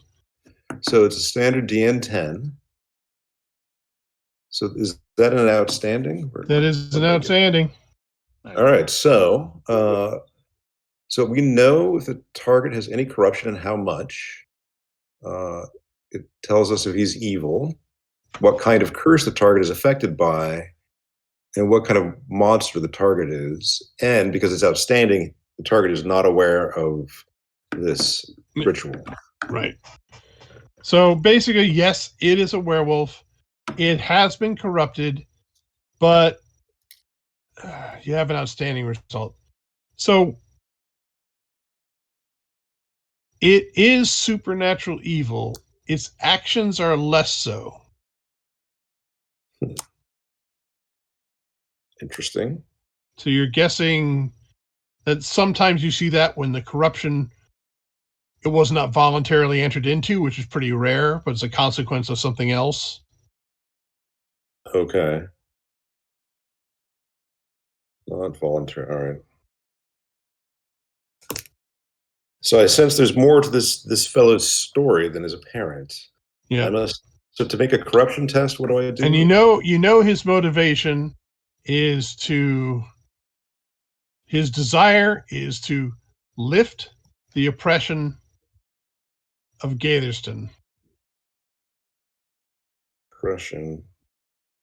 That doesn't sound evil to me. Sorry, what was that?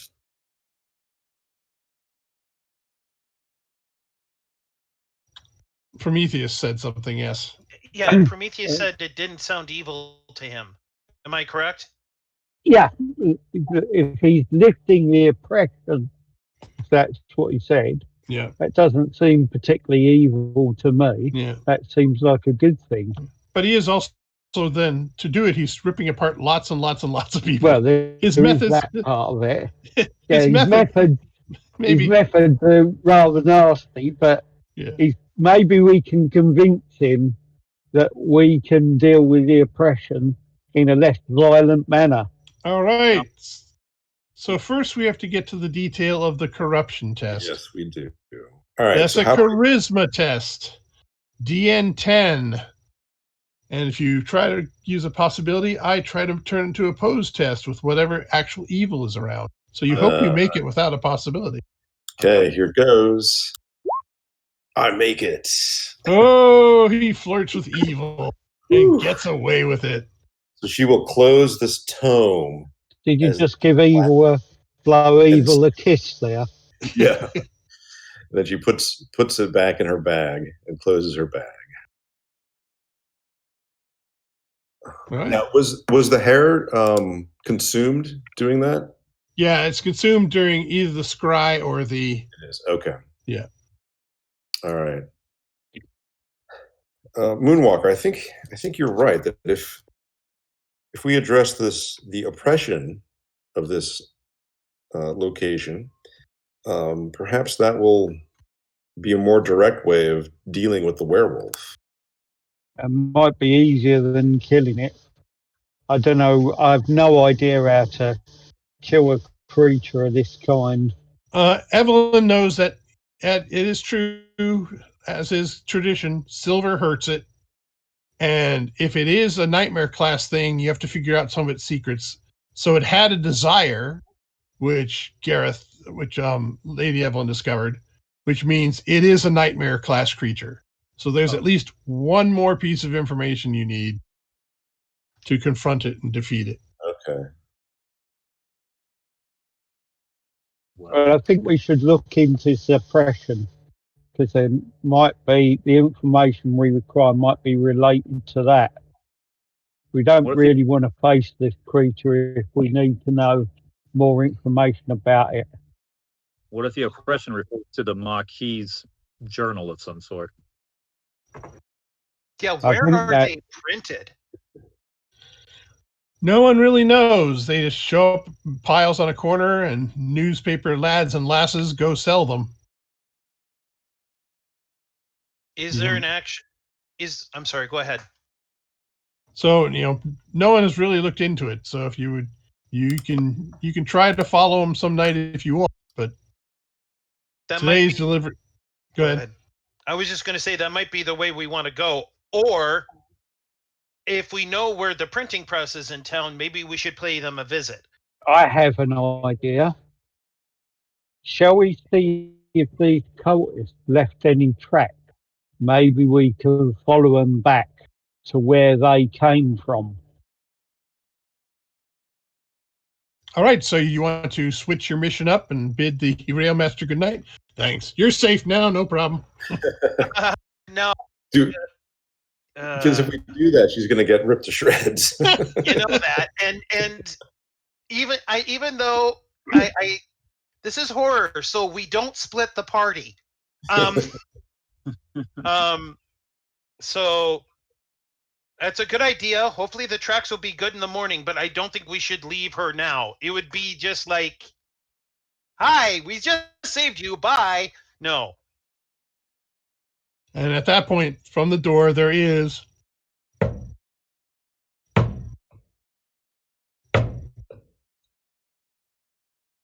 who goes there?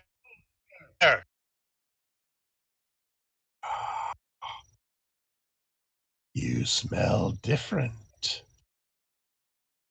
What has changed? What has would you rather be a werewolf? Happen. Yes, just casually happen. Oh, good. I have no quarrel with Storm Knights. Let me have the Railmaster, and we can both go our separate ways. What is your Perhaps. quarrel? What is your quarrel with the Railmaster?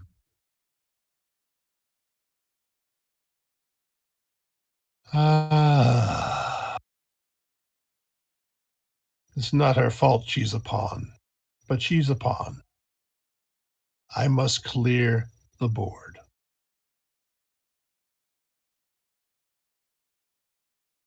You see the Railmaster open up a drawer, pulled out a revolver, is putting in silver slugs.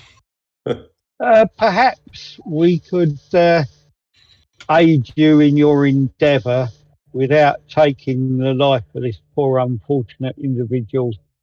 Let us have a chance to see if we can help lift the oppression on this town before you carry out your slaughter. The oppression. If the Railmaster is a pawn, who is on the other side of your board? The Reverend. What did the Reverend do to you that you hate him so? Is not what he did to me. It's what he did to this place. What did he do to this place? He must lead the faithful in their worship. Certainly. I would say his path to rectitude is fraught with danger for those who follow it. You cannot tell me that on the train tonight, he did not have a hand in destroying that train. His methods are more savage than mine. Then perhaps you can let us look into the Reverend. If we fail, we'll probably be dead, and you can carry on. You've lost nothing. But on the other hand, you wouldn't take the lives of innocents. So make a faith roll. Ooh. Go ahead there, Moonwalker. Make a faith roll. You're appealing to him at some level he hasn't been appealed to before in a while.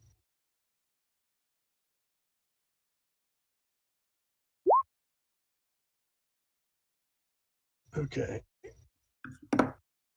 Would you like to spend a possibility on that one? Even though you're running out, well, you get some at the end of the scene. Yeah, I'll spend possibility. Oop. Come up with an error. Huh. We'll try again. That's it. Okay, modify 0, 10, 21. Okay. So you're saying something, and you get a familiar feeling back. You can't say that this guy is a worshiper of Lanala, but there is some nature or natural spirit, something that would be affiliated with the right sort of living that is coming from this guy. And you have sort of appealed to it. And so he says, you might be able to stop the Reverend, or I have failed. And for that, I can let the Railmaster live. Do we have a deal? I agree to this deal on behalf of Lizana. And so there's a scrape against the door, and then you hear thick padding of footprints footfalls that accelerate as they go away from the rail house. And you see the poor Railmaster's just up there, gun out, pointed to the door, trying to control her breathing. He's leaving. Gone.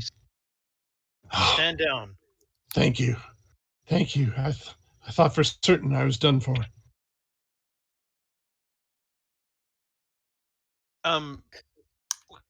Can we understand Moonwalker? I'm only asking because you're I don't know if sorry, I can't say Adinos can speak English or not. Adinos can speak. They're actually quite adept at language, partly because they don't have a single unified one. So as they go from tribe to tribe, they're used to picking them up. The only problem they have is they tend to speak human, which means sometimes it's German, Spanish, English, Chinese, Spanish. Oh, okay. But they have no problem picking up and identifying languages. They're actually really good at it. Okay. So, all right. So, I guess we go confront the Reverend then. But before we do that, we should learn a little more about him. Railyard Master, this Reverend that the wolf seems to be opposed to, what can you tell us about him? He's he is a stickler for the book, particularly the parts of the blood of the book. You know, Jesus slaying all the moneylenders at the temple. Say what? In the Sassalum Bible, Jesus is a really violent dude. So, okay, so that's what you meant by how many. Okay, so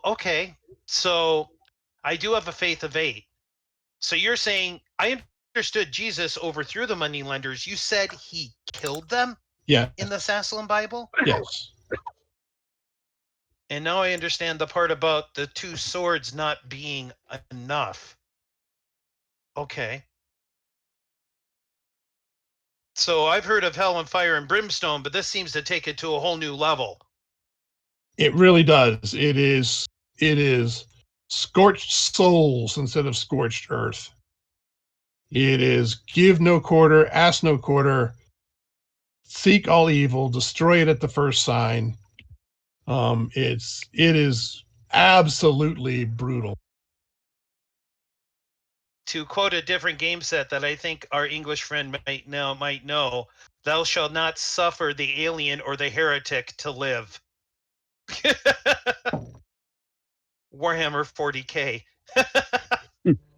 They are vicious, and they're beginning to lose their grip on the population because Core Earth looks like it might have other ways of beating this evil. You don't necessarily have to go scorched earth. So the Sassalum is slowly losing its grip over the Victorians. Yes, well, if he is a traditionalist when it comes to the good book, he could be causing a lot of trouble here. I'm not quite sure what we could do except drive him out of town. The werewolf said something that was interesting to me. I'm sorry to interrupt you. No, go ahead. The werewolf said something interesting to me here, because I'm assuming as players we don't know about we don't know that they shot at the train to make it blow up. So as players we know that, but as characters I don't think we do. So as a character I'm going to say the werewolf said something interesting to me here, that he thought the Reverend was involved with the train. Why did he say that? You mean, if the Reverend did he call the power down from the skies from his gods? That's powerful faith if he did. And the Railmaster goes, he asked for the gun car and a crew for it. I signed off on it. They went out earlier this evening. Why would a Reverend need a gun car? It sounded like blow things up, apparently. Yes, and we were on a train that was blown up.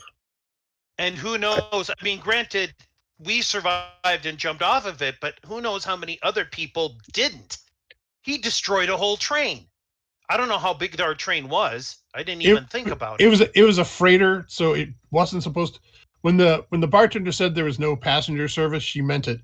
There wasn't any passenger rails. It was a freight car, but at least the engineer and the driver were toasted. You know, that it's not a self-driving train. Well, and if there were people, why would he want to blow up a train with nothing in it? He didn't know the werewolf. He couldn't have known the werewolf was on the train. We didn't communicate with them unless the Delphi Council told them we were coming. But why would he want to kill Storm Knight? Why indeed? That doesn't sound like the actions of a good creature to me. Well, he may think that some of us are evil or helping evil. Or he may think we are expendable. True. Which would be absolutely in line with Sassalum teachings. You know, there's no such thing as collateral damage. There's getting the job done, and whatever's left is left.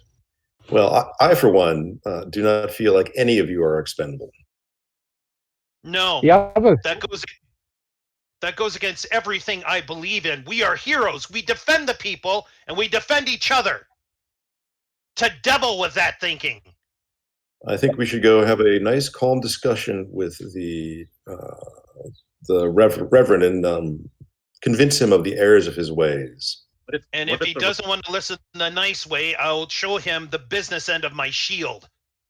So you hear the Railmaster mutter something that sounds like a prayer under her breath. So it's like, well then perhaps our business here is concluded. I shall pat her on the shoulder with my clawed hand. She absolutely tenses up as you reach for her. Yes, it's good to have faith.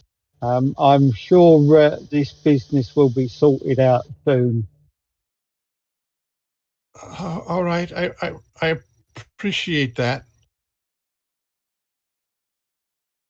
And I need a computer's roll from the embodied AI. Computer's roll. Okay.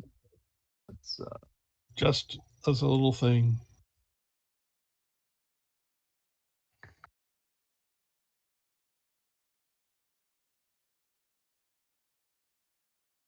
All right.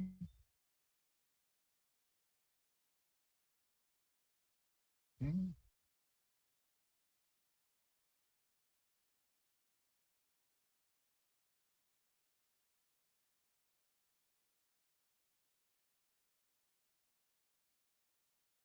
Sorry, I'm having difficulties here. Apologies. Greg, I can't seem to get to my character sheet. Don't know why. Greg, can you make that roll for me while I figure this out? I don't think I can because I don't have access to your character sheet after I sign it. Fair enough.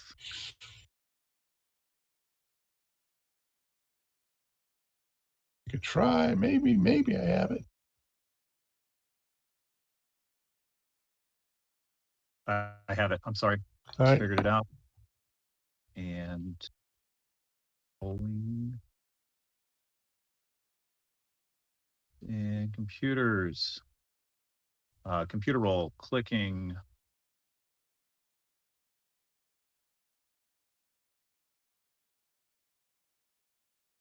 Submit. There we go. Oof. That come through? It did? Yeah, so I got a 15. Okay.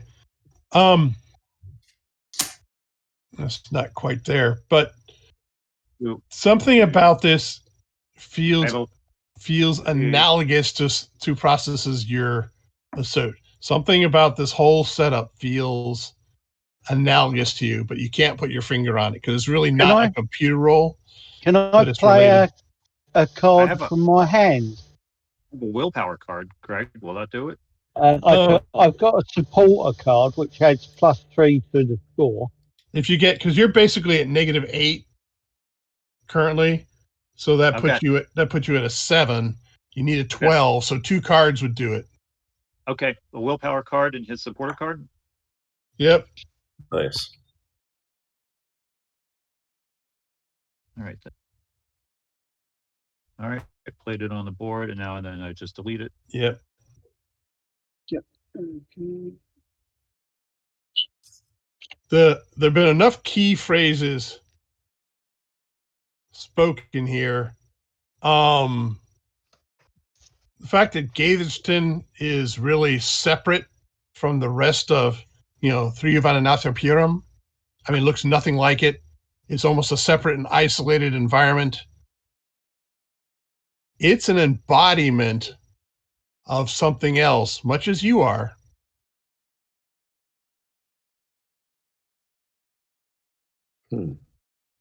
Is it its own realm?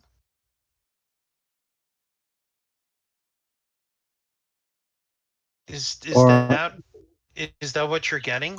I mean,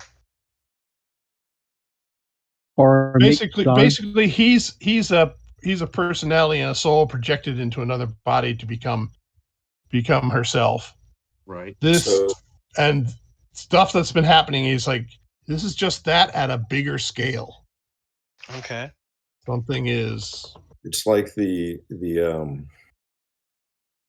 priest himself is projecting his views into The town is a projection.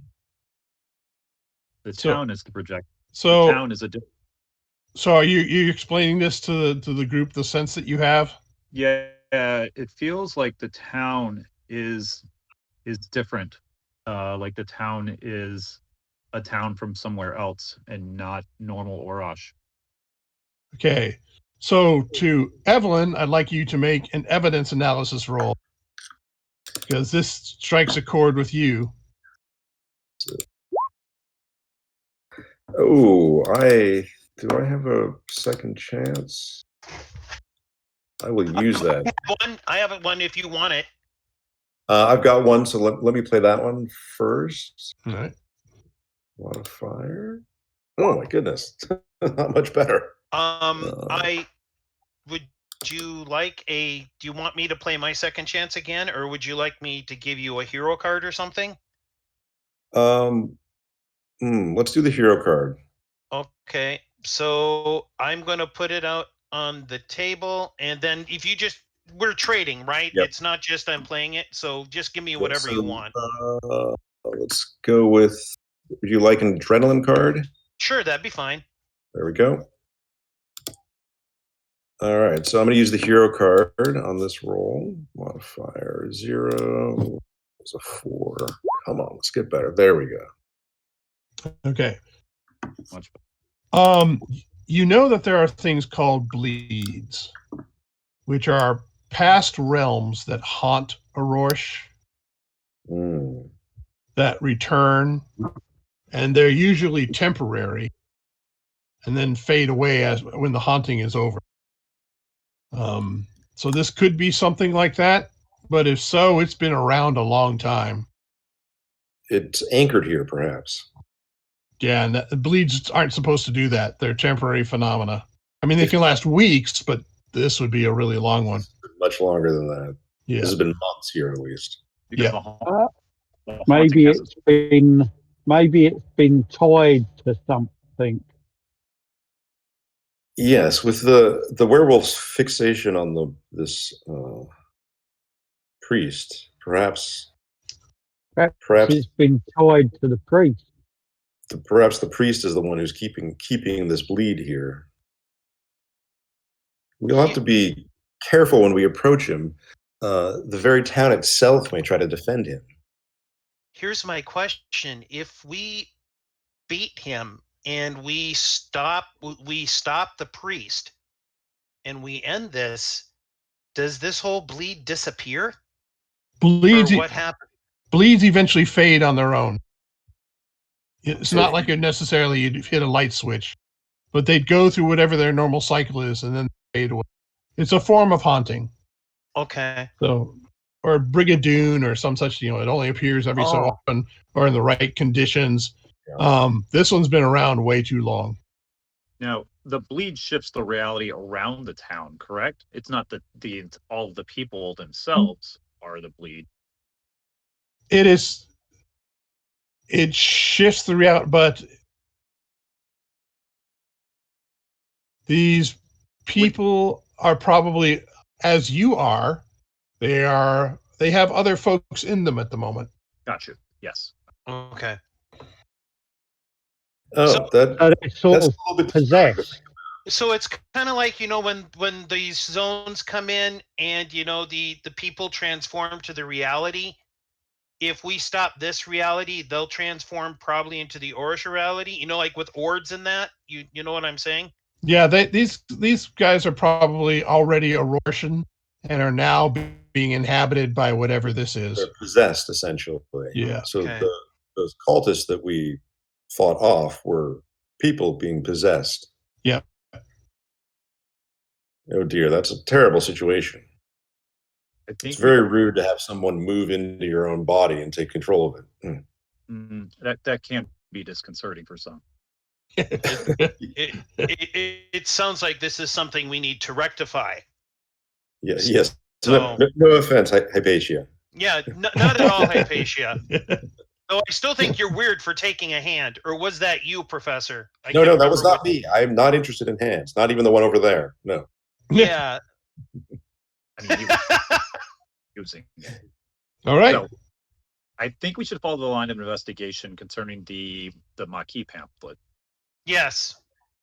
And I have a sinking suspicion, this is just me, and I may be off here, but I think these Marquis pamphlets are coming from the Reverend too. If the Reverend's the one that's behind all of this, doing this, it sounds like something that they could be throwing out there to try to keep the people even more in line. Yes, I think the general is right here.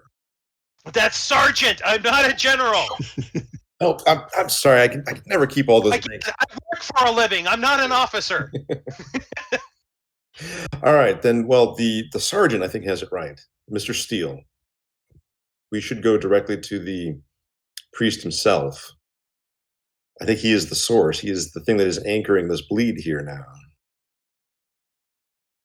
It's going to make actually for a very interesting dissertation.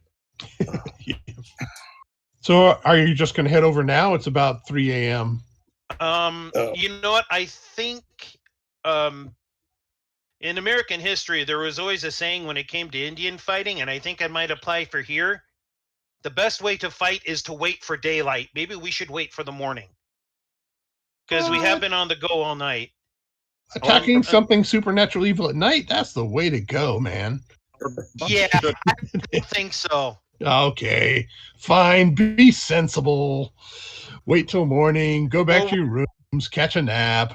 Right, because we deterred the werewolf. He's not going to try to kill the pond master the station master. So we made the deal. The Reverend, as far as we know, doesn't know that we know the evil voodoo that we know he does. So all right, he's not going to expect us. So we'll montage to breakfast with a slightly tired group of Storm Knights having. I assume you want to do this fairly early in the morning before he can get on with his day. Yes. Mm-hmm. So you've got eggs and some form of biscuit and tea, and a slightly surlier staff than Adrita had there the night before. Apparently, they don't like being up in the morning either. No. But so yeah, there are no patrons around. It is completely void of patrons. I'm hitting the tea hard because I'm tired. So yeah, I'm going to get my totem out and thank Liolana for her help so far with the events of the past few days, and thank her for this bountiful meal in front of me. All right. Yay! And since we've started the next act, just briefly, you can refill your possibilities to 3. To 3, you may refill your possibilities. Ooh, we'd like to do that. The new I had act. 6 on here. Was that right? I'm sorry. I don't think you got 6. No, that's probably because the last person who played it left the sheet, and I didn't check the possibility column last night. Oh, okay. That I'm sorry. I was just double checking. So yeah. And then we refill our card hands as well. Yes, you do. So we've got 3 possibilities. Yeah. It's just on the far right hand side. There's just a number in the column of the number of possibilities you have. And then, I'm sorry, Greg, we get to draw a different Cosm card now since it's a different act, you said? It is a different act, so you can recycle delete your Cosm cards so I can shuffle them. Sure. Okay. All right. Delete. Oh, I meant, but I probably need to put it on here. Yeah. To minimize that. Delete it? Yep. There we go. Okay, where did... All right. Yeah, I must have deleted because I don't see it out. All right. There's 2 Cosm cards on Dave. Maybe mine got shoved in there. Could be. Yeah, it says I have 2, but I don't have any right now. So All right. Let me try to recall all.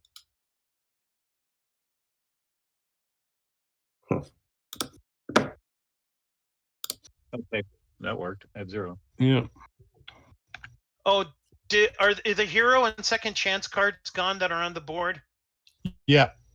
Okay, let me. They were I can used. delete them. Quick, where's delete? Hmm.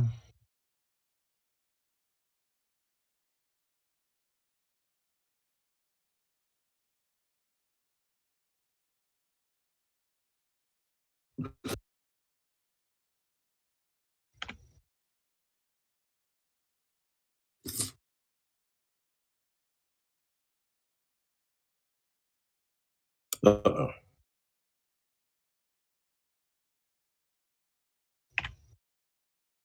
All right. Well, And we can play these Cosm cards at any time, right? If we want to. Some say play immediately, so Okay. I'm going to play this one then.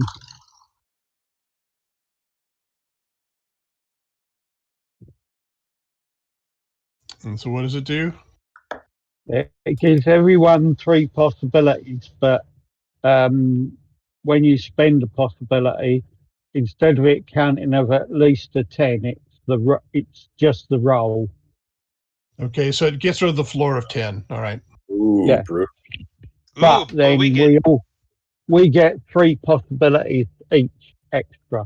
So you start off with the act with 6. Oh boy. and these are these normal possibilities or are these Orish possibilities? I decided not to be cruel and do Orrosh possibilities this time. Okay, just asking because I know what you said before, and Yeah, yikes. I don't need people to accidentally keel over because they're using possibilities. I said this scenario is tough enough. So this gives us a refresh of 6 possibilities plus these 3 gives us 9. Is that correct? You know, you should have 6. It's 3 is what you refresh to. All right, then we got 6 3 more. possibilities each. 6 So- You total. get 6. I think that was well worth it. Yep. All right. Are you headed I'll out? just Are delete you headed that. out? You headed out to church? Yes. Big Sam. All right. And people, you know, if there was a crowd, it disappears whenever you get close. It just sort of flows away from you. You're definitely having that oil and water experience here. Mm. And so you make excellent time to the church. Large graveyard attached to the church. It doesn't look like it would hold anywhere. Maybe it holds 100 people. So you'd assume there must be other churches in town, but you haven't seen one. And walk inside. The doors open, and there is the chaplain, Reverend Emmett Steele. He is putting prayer books back into the back pockets of pews. He looks up. Ah, you must have been the Delphi Council agents I was told was on that train. Yes, we were. I am pleased that you made it off the train. Unexpected. Well done. Unexpected or disappointed? Unexpected. Just because I'm willing to pay a cost doesn't mean I want the cost to be paid. Can I help you, gentlemen and lady? Yes, actually, we were seeking information on a fellow that we could track to that train before you blew it up. Tyranny-esque. Yes, he's back. What do you want to know about him? Well, if he is here to terrorize the town, we are here to stop him. And I heard you were the last one to do that. The Lord saw fit to let the creature live. I don't understand the reasons. I pray on it almost every night. But the miracle was insufficient to kill him. Drove him away. That's the best I could do. Now, does he seem possessed in any way, or does he have any strange affects? Like, how do you? Does he have any manifestation of corruption that we can see if we look at him? I mean, other than his form. Well, it's been a while since I've seen him, and I doubt his attitude since I saw him. He may have a mark now. He did not when I drove him from town those few weeks ago. Tell me, how do you plan to dispose of him? Do you know his... We are unsure at the moment. I don't think we know enough about him. I don't... From what I've been able to gather, he was a werewolf before the invasion. And I don't think he's from Core Earth either. He's from somewhere else. Interesting. So, did you know him personally, Reverend?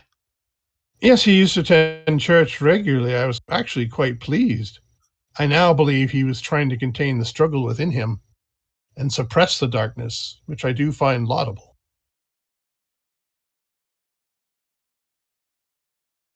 But in the end, he gave in.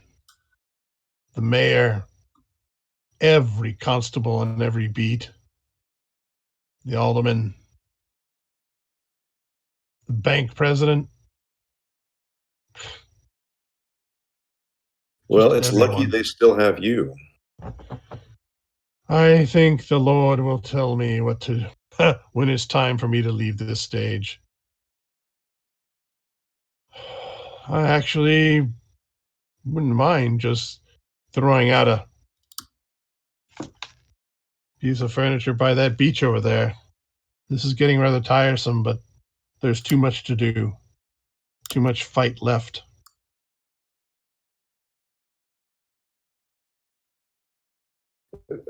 To change the topic a little bit, we've noticed these strange publications in town. The Marquis, what was it? The Marquis Notes. Oh, young Marquis Notes about town, yes.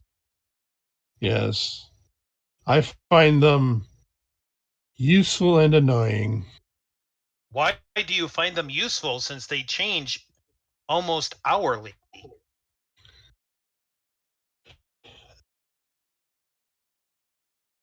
To maintain spiritual discipline, one must regularly overcome difficulties. They avoid difficulties at almost all costs. They are not ascetics, they're shopkeepers. They're not priests, they're railroad workers. For whatever reason, this has caught their attention, and they follow it rigorously. And it literally puts the fear of God in them, which is where it should be.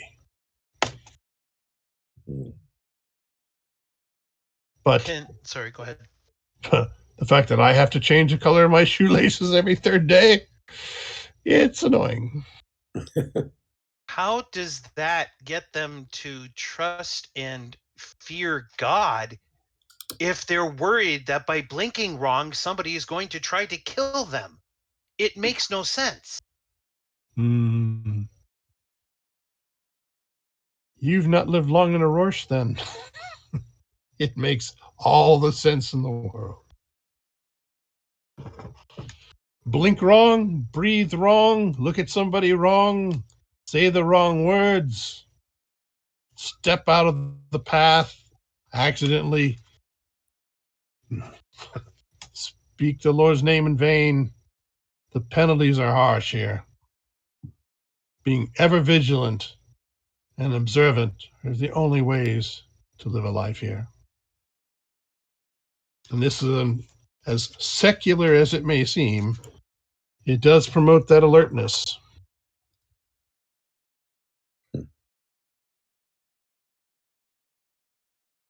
Did you and Tiernan ever disagree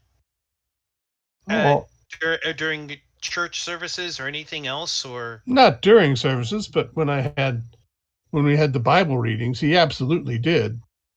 Which is where I began to suspect he's not from around here.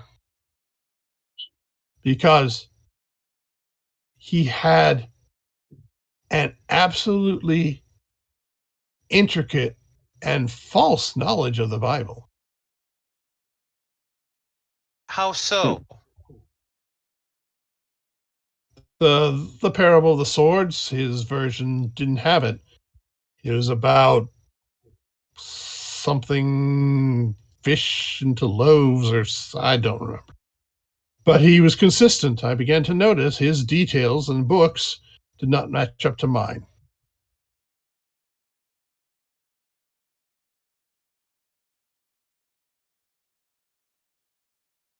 Then I understand, because where I am from, in the good book, if you are struck on one cheek, you're supposed to turn and give the other.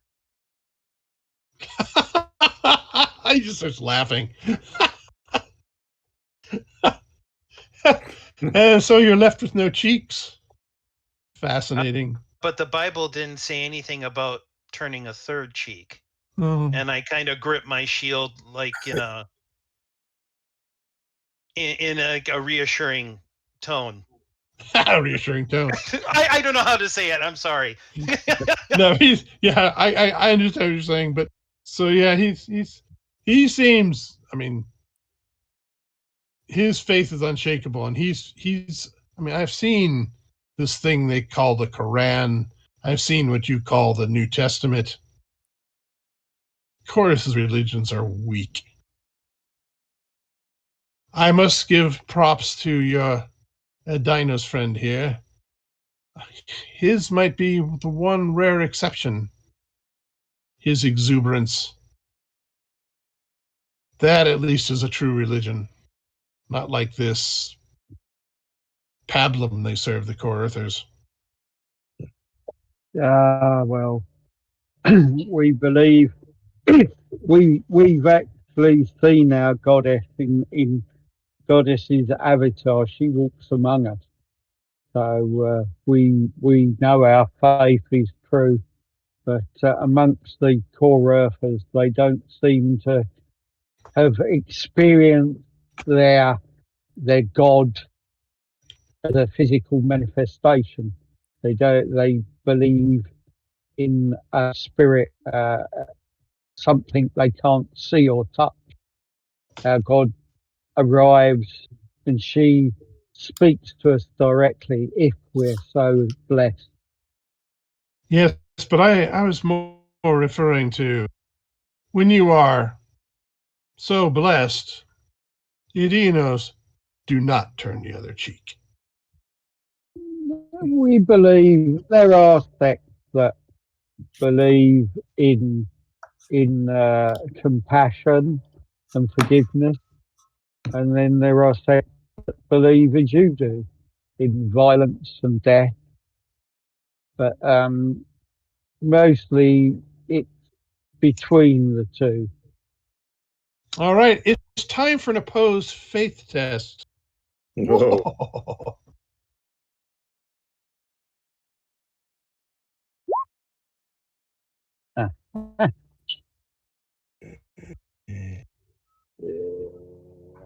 Shall I spend the possibility on that?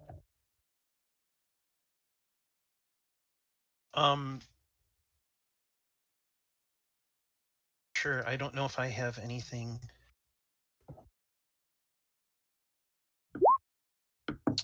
He will spend the possibility. Do you want my drama card? Do you want my drama card, Moonwalker, to help you? Three. We do have 6 possibilities. Yeah, I don't know if we can. Okay, I just didn't know if we could spend more than one possibility on a roll.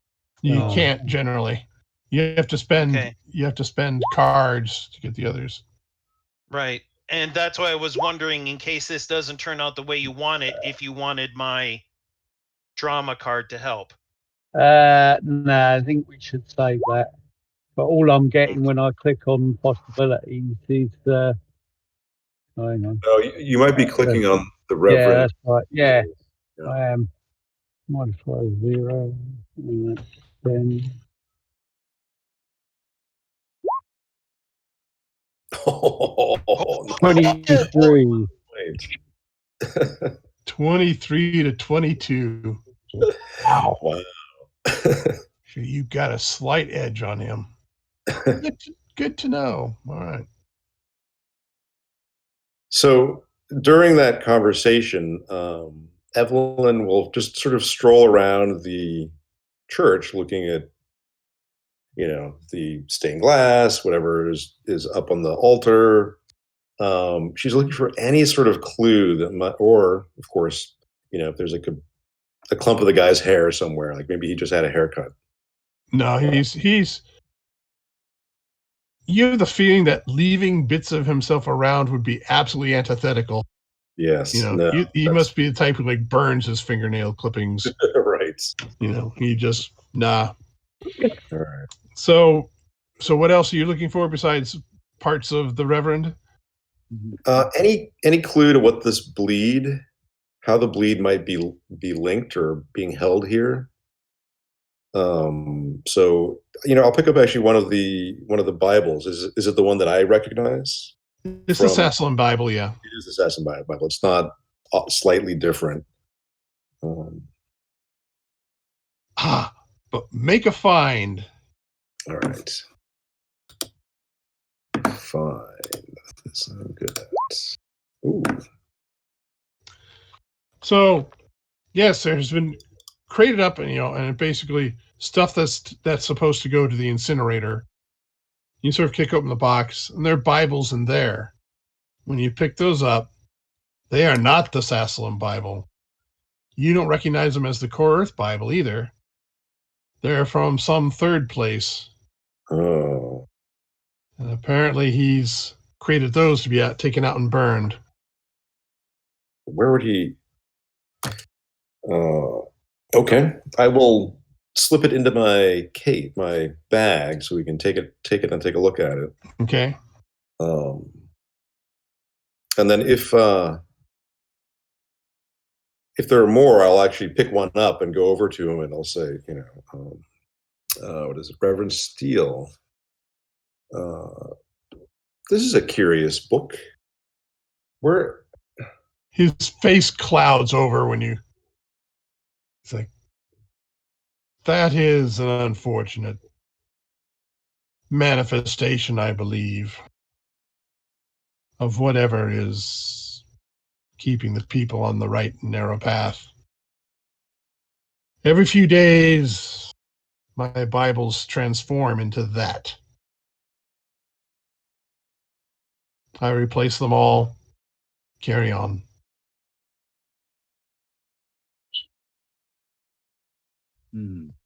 Well, that is deeply disturbing.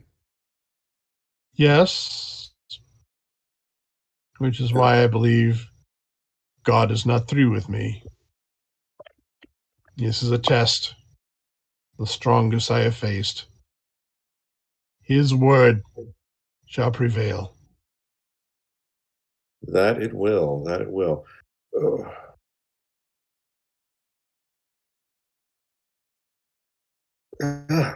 Okay. It's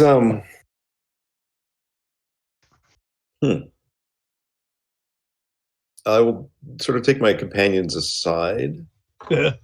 Huddle. If we and I maybe it is not Father or Reverend Steele, but perhaps this Marquise fellow, whoever is creating the notes about town. Okay. I would like to grab one of the strange Bibles All right. because I would like to page through it myself to see what's strange about it. Like, All right. I will turn to Matthew, where I believe it's in Matthew where they talk about the miracle of the fish and the loaves. What does it say there? It matches what you remember from the Bible, but the names other than Jesus do not. Oh, Names. so we're talking instead of like the Apostle Peter, it's the Apostle Mary or something like that, or Yeah. And okay. also the place, there is no Babylonia, there's no Sumer, there's no Jericho. It's all different names. Okay. But the message is more similar. And like that parable is exactly as you remember it, with the exception of the names. Some other stuff about it, I mean, you'd have to spend some time researching it, but it's clearly not the same one. Okay. It's different. Okay. I'll leave it to the professor to peruse more, but I was just genuinely curious. So, right. But we'll huddle. Yes. Should we try to track down the Marquise? So you see this young boy runs in and hands a pamphlet to the father and says, "Oh, you need to introduce me." And the reverend's like, "Well, that's awkward. Perhaps you can make the introductions." He points at Sergeant Steele. Yes. I am Sergeant Steele, hero and knight of the Delphi Council. This is, I point to Gareth and I say, this is Professor, I know the names are written down, but Professor Butterby. Weatherby. Weatherby. This is Professor Weatherby. So Butterby is pretty good. I like that. Professor Weatherby. And then I point to Prometheus and I say, this is Moonwalker. And then I point to Garrett's character, but I can't find the name for Garrett's character. Hypatia. Hypatia. And then this is Hypatia. She is a very renowned user of computers, and I mutter and take her of hands. But that's not the point here. And who are you, my fine young fellow? And so he does a slight bow from the waist and says, "I am Charlie the newsboy. Now that we've been introduced, we can talk. Here's your copy, Reverend." That's all he says. Charlie, where do you get your... I'm sorry, Charlie. I hope you slept well last night. I'm sure you slept well. That's yesterday. Don't have to do that today. You have to read the pamphlet. Okay. Where do you get your pamphlets from, my good young lad? They show up on the street corners.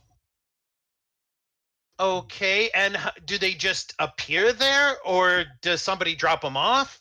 We bundle up yesterday's newspapers, and when we come back a little while later, they've been replaced with the pamphlets. How much for one? We would like to peruse one if we may. That's 2 pennies. Okay, and I will... yes, here's 2 pennies. Okay. You can do a copy. Yeah. Yeah, I was just... Go ahead. Yeah, it's basically this elegiac memory of a picnic long time ago. And at the conclusion, the thing he still remembers that was still great about it was the proper introductions that were made that made the discourse to follow, so sweet and memorable. Therefore, he recommends. Boom. And so, and with a tiny hint of woe be to those who don't follow the manners. Okay. So basically, I'm still talking to Charlie. Yeah. Before he zooms off, Because I know he wants to, because he's trying to drop off things. So you take out the old newspapers and they just appear. There's I presume somebody. We don't sit there and watch them. We simply go check on them every once in a while, and they're replaced. Okay, and you've never seen whoever replaces them? Sir, have you noticed that it rains at night? Yes, I have noticed that it rains at night. Oh, I see. They're replaced overnight. They're not like, okay. And we don't stand out in the corners in the rain staring at a corner. I presume they... I mean, if you feel so inclined, no one will stop you. Well, there might be some cultists, but if you want to wait for the newspaper man, then wait for the newspaper man. Interesting. I suppose that may be our job this evening. That may very well be. All right. Well, thank you, Charlie. You've been a good sport. Have a good rest of your day.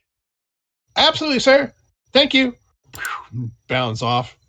And the Reverend is, will there be anything else, or have you a werewolf to chase? Well, I think we have a werewolf to chase. I think we do have a werewolf to chase, but I just want to ask you one more thing, Reverend, before we leave. You said before when you disagreed when you were talking about the Bible on which one was the right one. Did you at any point excommunicate him for his radical beliefs that he might hate you so?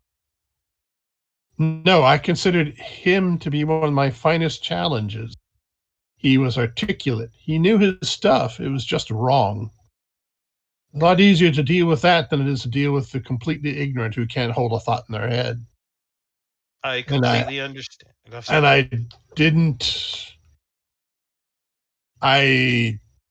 know he was the werewolf, but I began to suspect as when I began talking about authority, the authority began to die. I began to make that conclusion.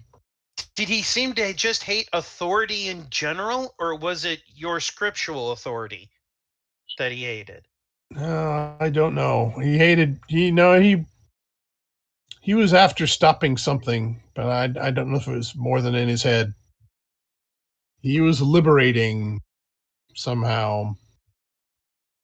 All right. Well, then, thank you, good Reverend. You're Unless you welcome. guys have any other questions, I don't just want to talk for everybody. That's not my intent. No, I think we need to have our own discussion over tea or something. Yes, that sounds right. People skills are not okay. So you're going to head back to the Lion?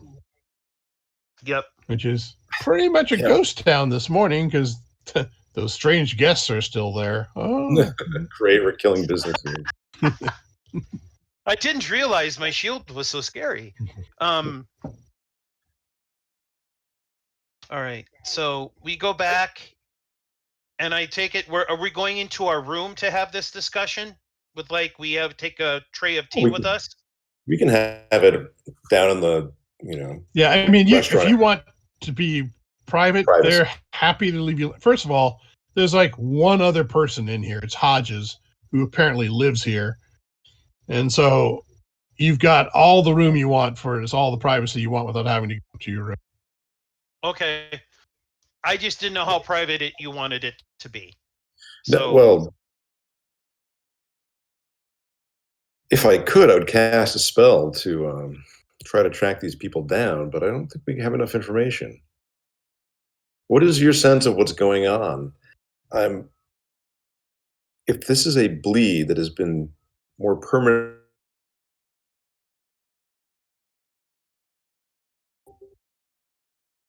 something is keeping it here. What? It's these manners. Yeah. It's not the Reverend Steele. No.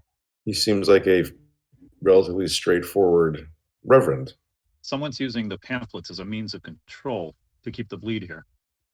Exactly. And someone else is, and also there's something about this with this authority that I think is somehow exacerbating the problem between the Reverend and the werewolf to a higher degree, that the werewolf went from maybe not liking his scriptural authority to wanting to destroy all signs of authority in the town.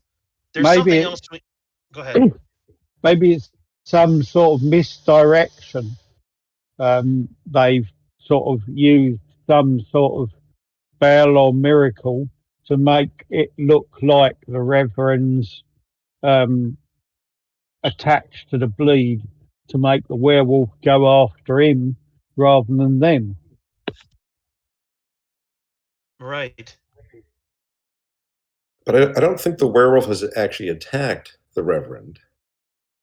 No, I think the Reverend attacked the werewolf. Right. He did not instigate hostilities, but the Reverend went after the werewolf after, once body number 30 something showed up. All right. Right. Gotta stop this dude. Yeah. So I guess we set a watch to find out who is depositing these pamphlets. That seems to be the one other bit of information we don't have. So you're just going to make a pot of tea, look out the window, because the Sturbridge line looks out across the street at one of the corners where the paper boys bundle up their unsold papers. I guess we could do that, but we have a whole day. Do we have any other leads to follow up? We can read the strange Bible. We could try and find out where the pamphlets are produced. They must be produced from somewhere. You still have it. You still have a chance to follow the cultist footprints. Yeah, right, we could. Yes, could do that. The cultist prints. That's right. So let's do that. Do you track? Are you a tracker? I have Moonwalk? I think it's survival, isn't it? Tracking. Or is it an actual skill? It's an actual skill. I haven't got that. Oh, so go ahead. Over due to my cyber eye. Yes, you are. So you can go find and try to track that. Go ahead and let's track some prints. It's hard. It's DN14 because, yes, it rains every freaking night. All right. So we must be in the monsoon season if it rains all the time. Yes, you are. It reminds me of the jungles of home. Yeah, in many ways it does. Of all the places you have been, first of all, there's jungle everywhere. Even the streets have stuff, growing through them. So to you, it's just proof that life will triumph. Okay. Doesn't matter how many buildings they put up. Doesn't matter. Lanala clearly has embraced this place. I got a 19. Is that going to help? Why, that'd be better than an 18. Yes, it would. Oh. So, yeah, you can. Is that a success? Sorry, I missed that. Sure. Is that a good success or just a success? That's just a success, but really that's all you need because you're not under time pressure. You're not you're just following the prints back to the source, so you follow them all the way there. Okay. And it's hard to do, and you're lucky you have the Bell Eye because at some point it does flat out disappear, but you can just sort of do a gentle sweep for like 20, 30 meters and pick it up again, And so you just sort of keep, stop every time there's a dead end, it's got to be close. So you follow it back to an apothecary, maybe? It's boarded up, but it was not a drugstore. It was an Orroshian apothecary before whatever happened. And so it's been boarded up, but they went in and out the back door of the apothecary. Can I sniff to see whether I can smell any chemicals or such like? Yeah, there's plenty of chemicals you can smell. This is still an operational apothecary. It's been closed, but somebody's probably using it. There's all sorts of smells coming out of this place, most of which are for you like, oh, yeah. Yeah, it smells strange in there. There's something going on. Yep. Well, is the front doors boarded up? Front door's boarded up. Back door is usable. Well, I'll let you gentlemen Shall we deal with the back door. sneak up and listen at the door first, see if anyone's inside? Well, that'd be a find. Who wants to find to listen? Oh, I will find. Gotta find a 13, and it's if Moonwalker and everybody's at the front, I am going to idle my way to the back so that if somebody wants to try to leave, they're not going to escape. I thought everybody had sort of maneuvered to the back. I think because the front door is boarded up. Is boarded up. Oh, I'm sorry, I missed that. Yeah. I apologize. And I think Hypatia was going to try to listen to see if there's noise from inside the building. You know, there's more than one in there. They're not exactly moving fast. Just like every once in a while, somebody moves something, you hear some scratching, then you hear a clank of metal, then silence for a little while, then you hear scratching. You know. Shall we fling open the door and try and surprise them? Make sure you introduce yourself first when you do. Introduction. First in, declare our name. I shall introduce myself with my claws and possibly a bite. Right. So are you busting the door down? If he's busting the door down, I'd like to assist. I think between claw and shield, we can make a pretty good hole. Yeah, this door does not look. I mean, it's not a security door. It's If everybody agrees, let's do it. Let's do it. Okay. Remember, we need to speak with them. So let's not try to kill them all. Try and keep one alive. Right, and we should try not to kill any of them because remember they're possessed. These are not the people whose bodies. These bodies are not. Well, anyway, we should not kill them if we can help it. Yes, I agree. Okay. Well, let's dismantle this door then. It's rough. It's almost a DNA. Okay. What do you want us to do? Like, do you want me to do a If you're just assisting, you add a 1 unless you're trying to boost that assist, which means you're trying to get over a 10 or a 15 or a 20. Okay. Well, what would I roll? Because I'm just like hitting it with my shield to assist. Do you want me to do a melee weapons you're basically just a strength test. Okay. Yeah, melee weapon isn't going to help you much. Okay. I mean, you're going to hit the door. It's just. Okay, I'll make a strength test. Oh, that wasn't very good. Oh no, you needed an 8. And here is my strength test. Oh, EV. So you guys launch in the door. It's like, bam! And you hear from inside, did you hear that? How could I not heard that? Sounded like the wall exploded. You go check. Oh no. I'm not going to go check. It could be one of those things from the city. Oh, it's not one of those things from the city. They're quieter than that. They're more like, bleh, bleh. Can we try again while they're discussing? Yeah, they're arguing inside. They're not coming to the door. I look at Moonwalker and I say once more with feeling. Oh, that's a bit better. Go ahead and do the assist there, young vigilante. Yes, you got it. Sergeant Steele. Wow, that's better too. So you go from like this big bam, and so we'll just do this camera motion. You like the two sort of look at each other, and then so like Moonwalker rocks back on his tail and uses it like a spring motion as he steps forward. So it's like a spring-loaded coil slams the door, and your shield hits the pins, and like you just showed the slow motion of the pins of the door tumbling out of the hinges, and the door goes flying across the shop, and you hear deep, manly screams of terror from inside. Whoa, whoa!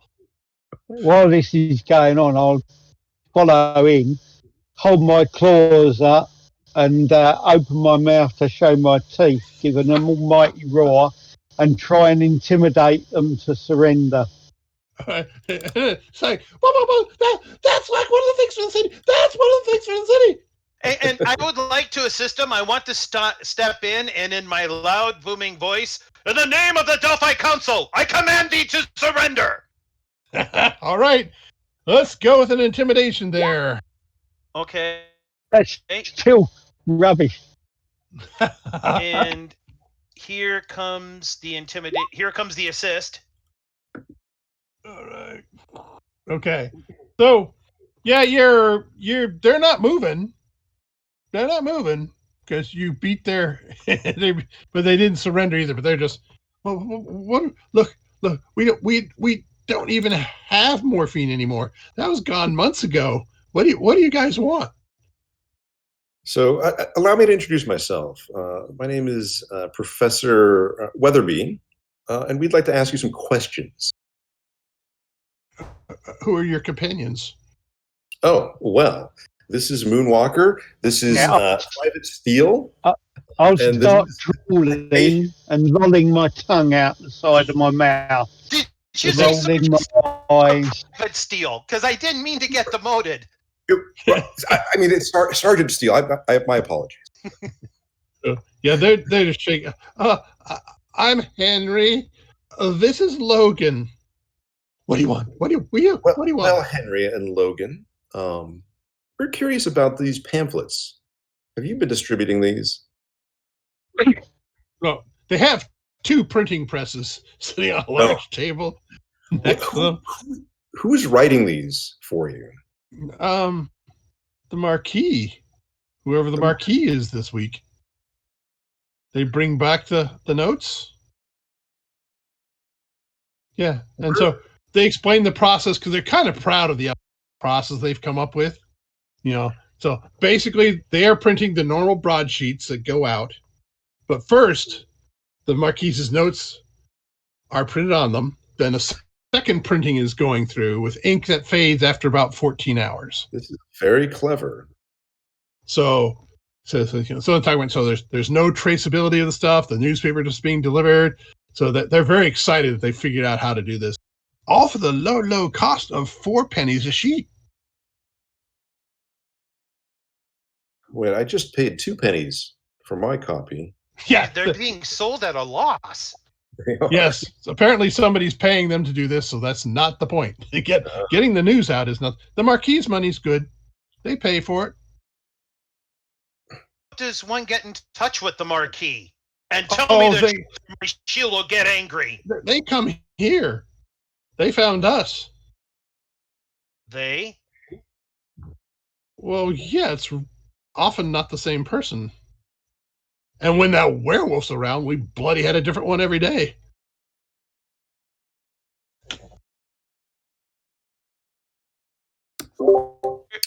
Sorry, go ahead. When do you expect the Marquis to drop off his next set of notes? Well, we just got the batch for this morning. I mean, it'll probably take a day or 2 before she shows up again, if it's the same one. And what does she look like? She basically ends up describing the Railmaster. The Railmaster is the Marquis. Well, currently, yes. She wasn't a couple weeks ago. What? It changes? Oh, yeah, yes, it changes. Whoever's in a position of leadership, highest ranking person seems to become Marquis. We don't know how. I think that whatever's possessing the bodies is transferring from one body to another. That would be the spiritual explanation. That sounds like points. You get a possibility for that conjecture. Everybody gets a possibility. Yay, the Adianos. So, is there any way to track a specific spirit? Does anybody know a spell to do that? That's out of my league, pal. Well, it's possible I could create a protective circle around the station master, trapping the spirit inside. Sounds like it probably already would have moved on. Not necessarily, because They just said they were getting a new person of authority every day while the werewolf was around. Because we talked off the werewolf, the station master should still technically be the one in charge because she's still alive. That sounds like a good I supposition. think it's worth a try. Now, here's the thing. If you're going to do this, this will keep the spirit in. So if the station master has already been possessed, will that keep him in the circle? Protective circle only prevents stuff from coming in. Doesn't stop anything from going out. Oh, it doesn't. No, otherwise mages couldn't cast anything. All right. Well, forgive me. How do we find the line of succession for who would be the next most authority figure after someone kills the? You know, we should go to the pub and think about that. That's one of our favorite drinking games, and so far we rarely have been right. It seems pretty random to us. Yeah, it really should have been the head constable. Has the same person ever shown up twice? Well, the current Marquis, the Railmaster, yeah, she's shown up. I mean, 10 days in a row. If when it changes body, when a different person arrives, has the same person arrived at another point after other people have arrived? Well, the switch tends to occur when the original dies. It doesn't just sort of randomly switch. So it's going to be in the station master as long as she's alive. That's our guess. Yes, we're pretty sure that's how it works. Do you guys have any way of, because if we're assuming it's a spirit, which again it's kind of weird, if it's a spirit, do you have anything that can exorcise it? I believe the word is. Maybe the priest can exorcise it. Yes, maybe the Reverend can. See, that'd explain why the werewolf is trying to wipe out the ponds. It's attracted to the one with his spirit in, and why he's centered on the priest, I don't know. I suppose the priest could be a source of good, and as he's inherently evil, he just sees the priest as sort of his major foe, as it were. So the werewolf is killing the bodies the Marquis possesses each time. Yeah. Right. Yes. Yeah, that's what I figure. He possesses the person with the most authority, which is getting pretty sparse right about now. But they've never possessed the Reverend. That's probably because it's hard to possess a Reverend. Right. So I think we have to. I'm sorry to interrupt. Please go. No, we have to find a way of getting this spirit to leave and give up its what it's doing here. Maybe we can trap the spirit in something that's not a human body, like a vessel or something, a plant or something. The embodied AI knows that's an absolute truth. Is there a way, do you think the priest, if we tell him about this, could do an exorcism out of it? Because it sounds like to me, my guess is if we can get the spirit out of the station master, then maybe we can throw the spirit at the werewolf and that will free the werewolf from his curse. Because he's trying to, because he said himself, all these people are pawns to try to get to the real authority. He wants the Marquis. If we can get the spirit out and throw it at the werewolf and have him deal with it, maybe that will lift the curse. But don't forget, the werewolf is the one who pointed us at Reverend Steele. Saying right, that the the werewolf Reverend is the did. one who's oppressing everybody. That may be a red herring because he's saying the Reverend may be oppressing everybody because he did not agree with his theology. Remember, they were always at loggerheads arguing about this. True. Maybe that's. Was there did the station master have like a badge, like a symbol of authority? It was not that kind of a tour of her home yet. It was basically barricade the door, stop the thing pounding on the outside from coming in, and I mean, you could go back and look, you know. Right. Because we have to find some way of getting this spirit to leave. I mean, I think an exorcism from the priest. Do these priests, are they able to do these things? Exorcisms? Most Sassalin priests, you suspect this guy almost certainly has an exorcism. What was the deal we made with the werewolf? It was go talk to the Reverend, and he only gave us 1 day or something like that. Basically, he was not going to kill the rail master if you could go deal with the Reverend. He didn't really put a timetable on it. Now, here's the thing. If we deal with the Reverend, wouldn't that necessarily basically open the whole town up to him?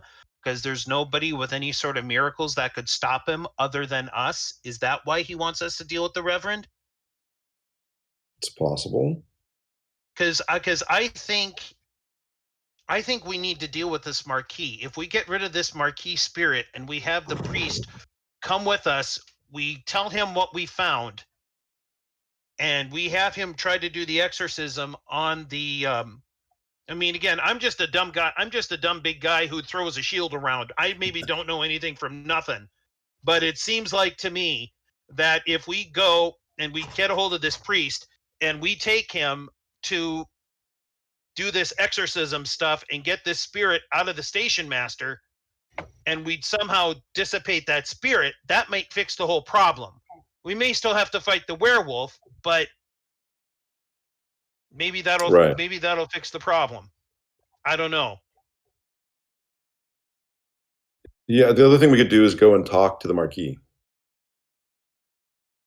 So let's go talk to him then. So you're going to head back to the rail master? The rail, yeah. So there's actually a passenger train going through town today. So, yep, she's there back in the ticket office, just ushering people on the train and off the train. That's about a 12-minute process, and then she's free. And she's like, thank you for your help last night. That was frightening to see that beast was back. Well, yes, I'm certainly glad we were able to assist you. Do you mind if we... I'm not sure we properly introduced ourselves last time. Oh, right. So I'm June Mayweather. The Marquis. And so the voice changes a little bit, yes.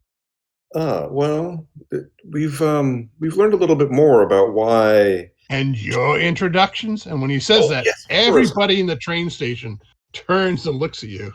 Oh, how rude. It's a creepy kind of turn, like they're a hive mind kind of deal. It definitely, it's not quite that synchronized, but yeah, everyone's focus goes forward of you. Where are my manners? I apologize.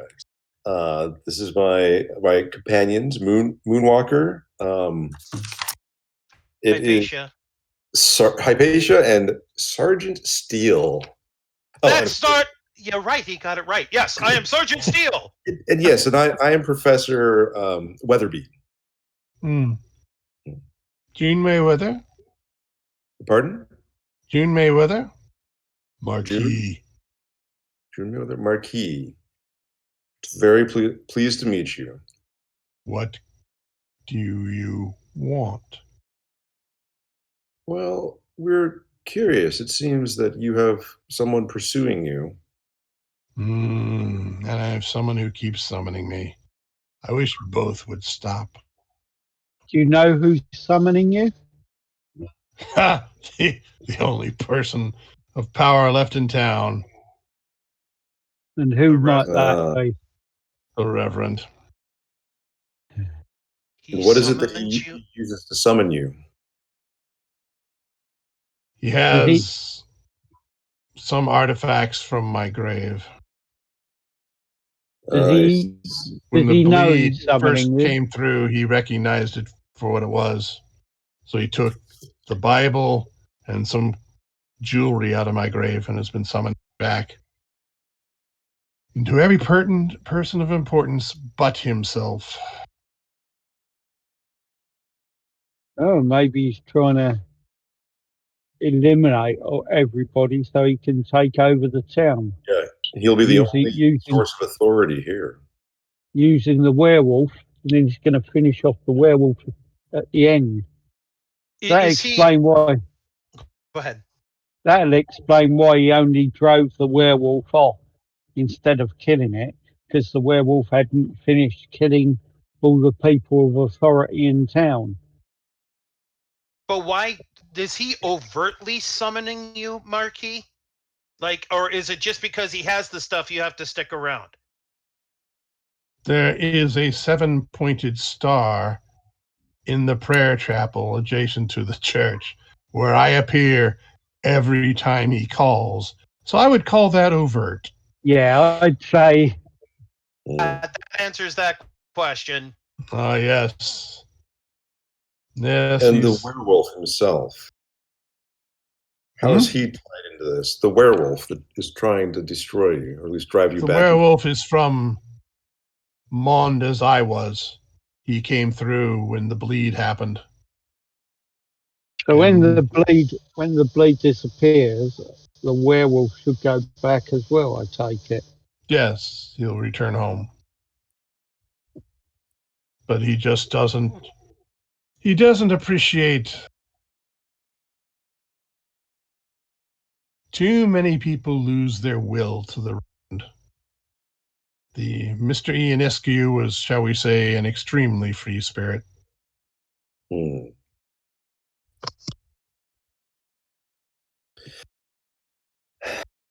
Well, right. I think we know what we need to do. We have to stop the Reverend. I think destroying the summoning circle would be probably a step. It's probably where he keeps the items, because he must use the items to summon the spirit into the circle. Matter that we can destroy the circle as well? Like, is it something where, if we just rub out a line, it's no good anymore? It takes a little more than that, but the professor would know how to basically. Yes. An occult device. It's a little bit dangerous, but it can be done. All right. Generally, most occult stuff, unlike traditional magic stuff, is active 100% of the time. It's on. Yes. Evil is flowing through it. It's how you direct it. So the circuit is always active. Just a quick question to the station master. Do you control any Gospogs? No. And the werewolf wouldn't? No, the Ionescu, it's odd. We don't know who they serve. It's something called the Gaunt Man. But when Ionescu's around, I mentioned he's a free spirit, he breaks those bonds. And they end up serving him or wandering off. That explains why they were on the train. And that's explained why they were serving his will and not the Gaunt Man's. Yeah. He's all right. Mr. Ionescu is very much into. I remember arguing with him in the coffee house back in the day. He was a little bit ridiculous, but I can't say it hasn't sustained him. All right. Okay. How long of a ritual I'm looking at the professor. How long do you need to disrupt this circle? I imagine there are a number of steps we'll have to go through. Perhaps casting some magic. But you have to figure out what magic to cast. It's hard to tell until we see the circle, I believe. Yeah, And he doesn't have a preset ritual. It is something he has to research if he wants to destroy it. But if you stop the Reverend, then you've got plenty of time to figure out how to deactivate the circle. Okay, so right now it seems like to me we have to stop the Reverend first before dealing with the circle. I didn't know if this would be like a two-prong attack where some of us keep the Reverend busy while the other ones destroy the circle, or if it's something where we all need to attack the Reverend first. So I will say, because it's 11:35, I'm 11:25, so we're got about a half an hour more to go. So I will, because you have the professor who probably understands the thing that this circle is probably the link for a nightmare, which means the Reverend is probably a nightmare. So you can't really destroy that link without destroying the nightmare. Oh. And to destroy the nightmare, we need to. Well, you now know his link. You're pretty sure his desire is to remove all authority. Yes. Inside of the town. Knows link. Yeah, and that his method basically is this really passive aggressive thing of summoning authority that he wants to be destroyed, so the werewolf goes and hunts him down. So unless he's a super, super powerful nightmare, you've already got 3 pieces. That may be enough. Okay. So it'll be easily told because. Go ahead. Let's go and confront the Reverend. How does it work? Do you have to take time to make a potion and then you throw it at him because you know all this stuff, or what do we got to do? No, once you know the 3, you're basically the token. What you want to do is lure him to the circle. Probably just heading to the circle will do it because he doesn't want you to destroy it. Once you basically, it's kind of like the reverse of a villain monologue. You present this information to the nightmares like, look, we know you're killing the authority by putting the marquee in. You're doing it through this circle, because you want to be the sole spiritual and secular authority in this town. And once you confront a nightmare with that, they tend to be vulnerable. It's not a special ritual. You just have to have the information and confront the nightmare with it. Okay. All right. So then let's go get his attention then. Yeah.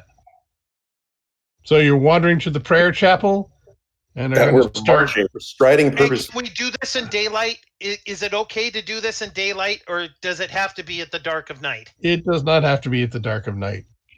Doing it in daylight is probably a useful thing. Okay. Of course, he's going to try to stop us. Yeah. Let him try. He'll have a taste of Eternium justice in his face. That's the spirits, Sergeant. That's right. All right.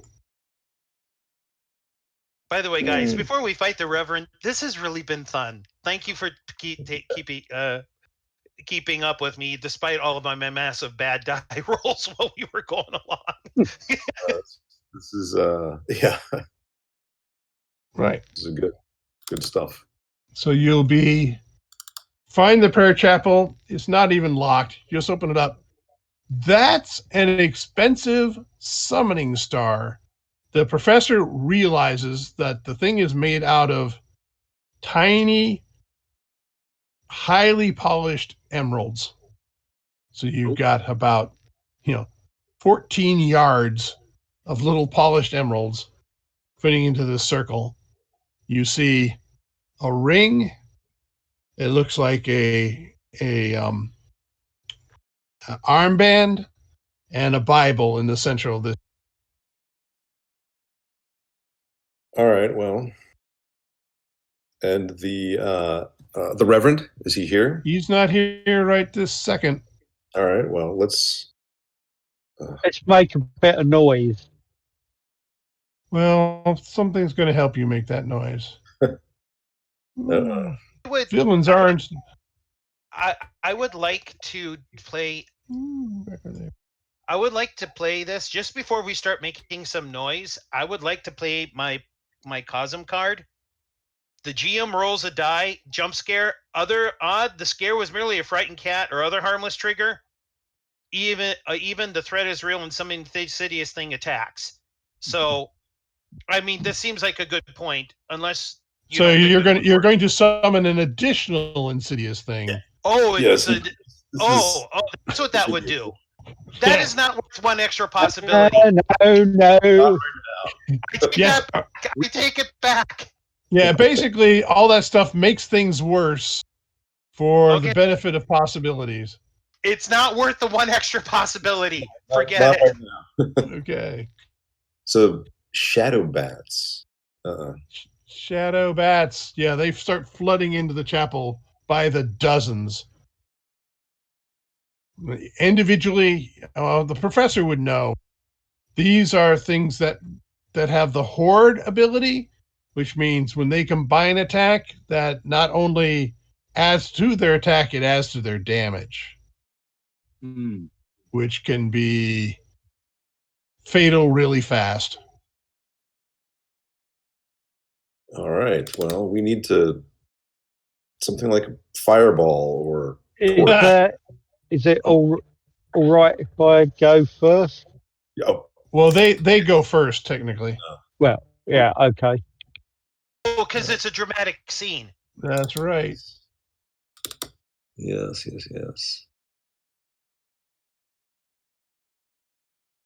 All right, so they are going to make combined attacks. They're going to go on the two hefties. They're going to go 10 and 10, and then they're going to go 6 and 6 on the other two. Oof. All right. Here we go. Whoop. So here's the attack on Lady Evelyn. Oof. Guess I'm going to be soaking. Yes, you might want to do that. No, I will. Yeah. Well, no. Yeah. Nope.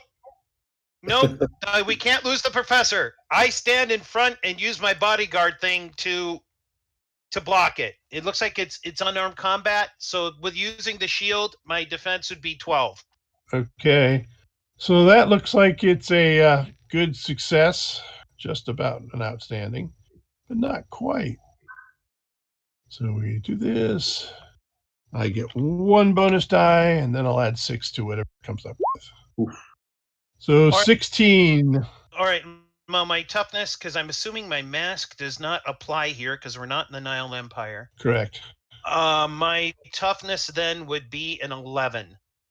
Okay, so that's a wound. Okay. Now you can soak that. Okay, I will spend a possibility to soak.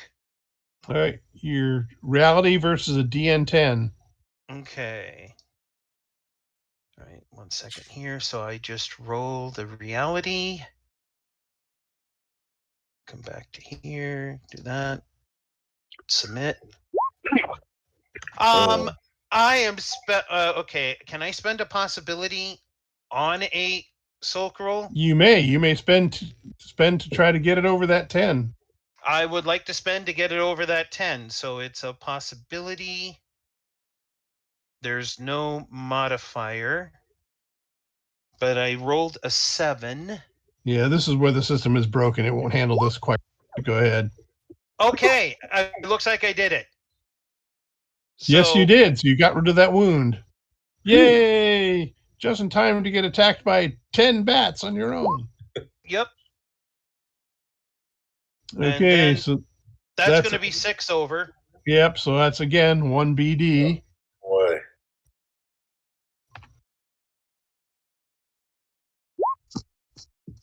Oh, boo. Boo, and shadow bat. This is an 11, so yeah, you just take a shock. Okay. Oh no, that's right. They add 6, so you do take 2 shock. Okay. Because it won't add 6 to the damage. Okay. So I take 2 shock. Got it. Yeah, and then we go after Moonwalker with 10 big bats. Oh, well, I miss. And then we go after the embedded AI.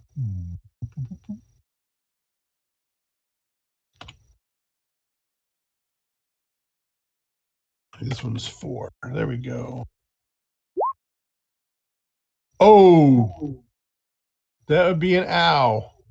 So what's your unarmed combat there, Dave? Did we lose Dave? What?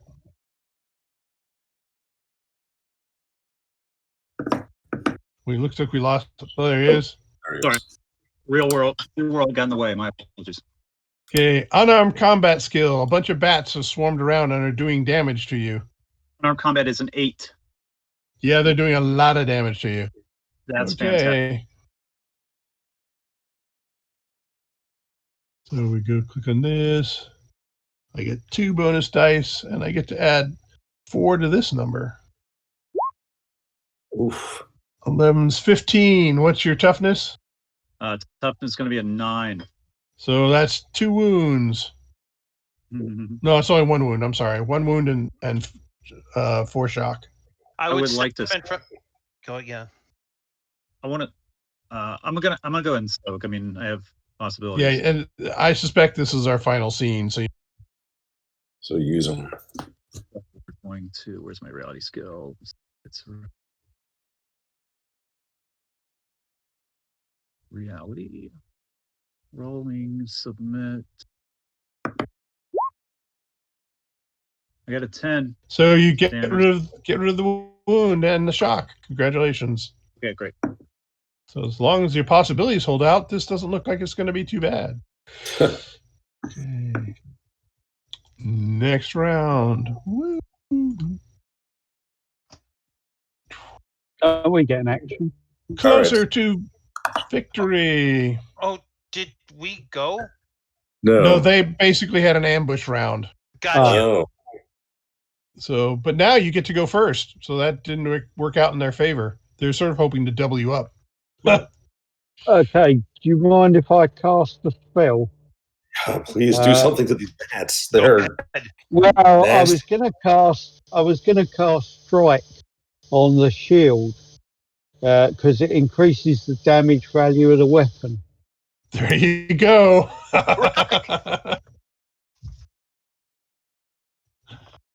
For 3 rounds. I don't have to concentrate on that. That could be good.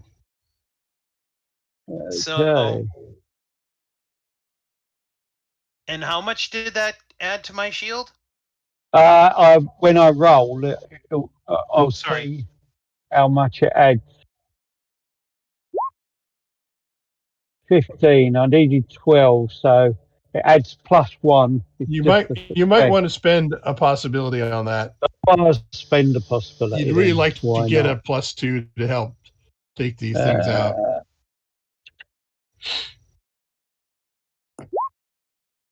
24. I needed 12, so that's twice the amount. Yeah, Is that outstanding? that is an outstanding. So In you're that plus case, 3. that gives +3 damage for There you 3 go. rounds. Your Plus shield. 3 damage to my shield. Nice. Yep. That'll definitely help. So who's next on the hero side? Maneuver. Electricity in the room. What there are 32 bats in the room. And they attack in combined actions under the horde rule. So they get to add their combined action to both the attack and the damage. So they're nasty. Now, If do we want we to do hit? interactions against them, how does that work? Do we do an interaction against one of the 32, or do we do an interaction against the whole group? You do an if you're trying to get after all of them, you have to, which is -2 for every one beyond the first. So you get up to about 3 or 4, and then you're done. All right. Oh boy, I am not so well. I will attempt to maneuver one of them because we need help. So we've got to start somewhere. Okay. I'll grab one of the Bibles and throw it up at them so that it sort of dives down towards the ground where it'll be easier to hit. All right. And maneuver, stuff like that actually helps because if that one that you say stymie is in a group with combined action, its negative applies to the group's modifier. Oh. All right. Well, I'm going to spend a possibility then. All right. That is going to, last roll was a 9. So we have a lot. 13. Okay. And these guys are 6s, so that's a good result. So you want to try to double stymie them? Yes, let's double stymie them. Okay. That'll make that group pretty ineffective.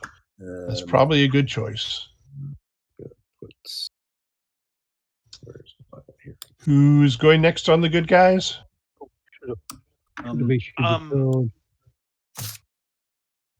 I guess I will go unless who's left? It's just a Moonwalker went and Dave went. I mean, Hypatia went. So does the professor want to go? The professor went.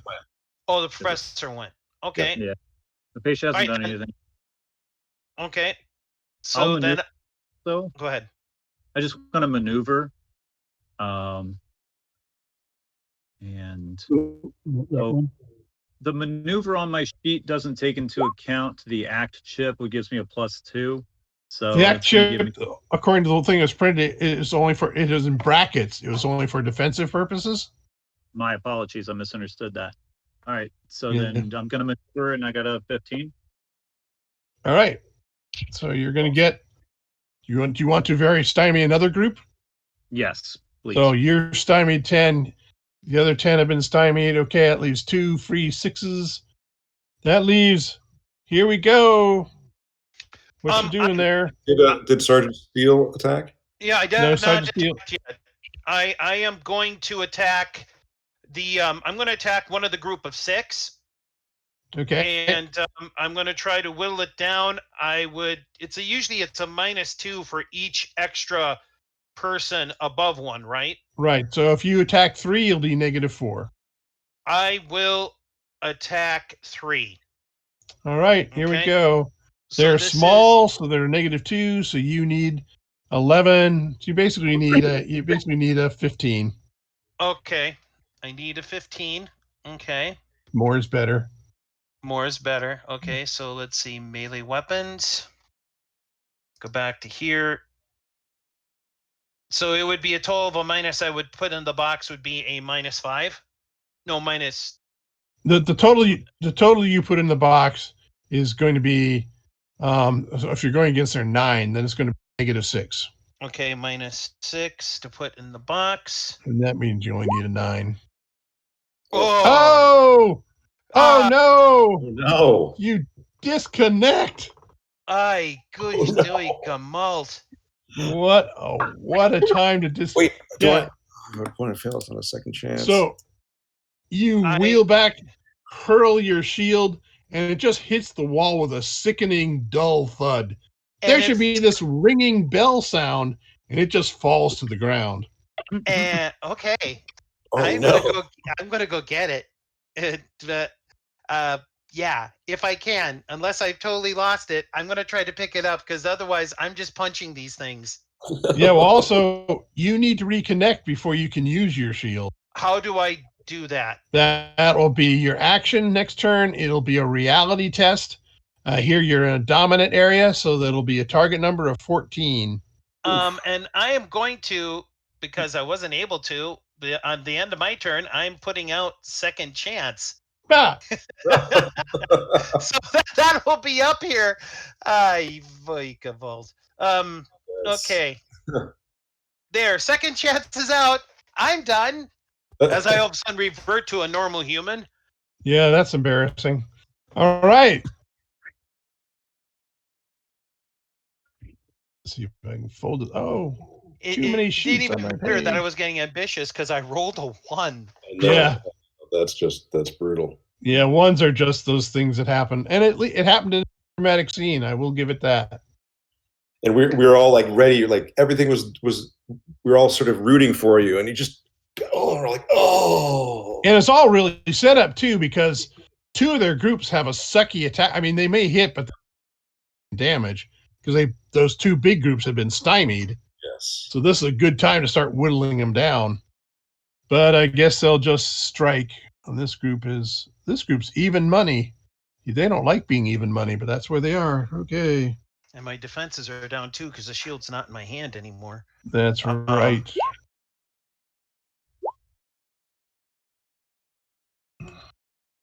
Well, that's a clean miss on the embodied AI. Good. This one's one, and this one's on the Adianos. Eventually, it'll be on the Adianos, I promise. Ahem. Attack the Adianos. Oh, dear God. That's on the Adinos. Yeah, but that's wound up. So you're okay because he's not doing it to you. So I'll do the correct one. That's what I have too many things open on my sheet. Let's try this one. That's the one that's on the Adianos. Okay. This is just the Reverend is just souping up the bats. Gonna make the bats tougher. Okay, that's it. That's their go. That was fabulously effective. Wait a minute. Okay, if I reconnect. Oh shoot! I got to ask you something because it normally says that with the thing, if I have a one's a mishap, right? Right. Okay, because normally it says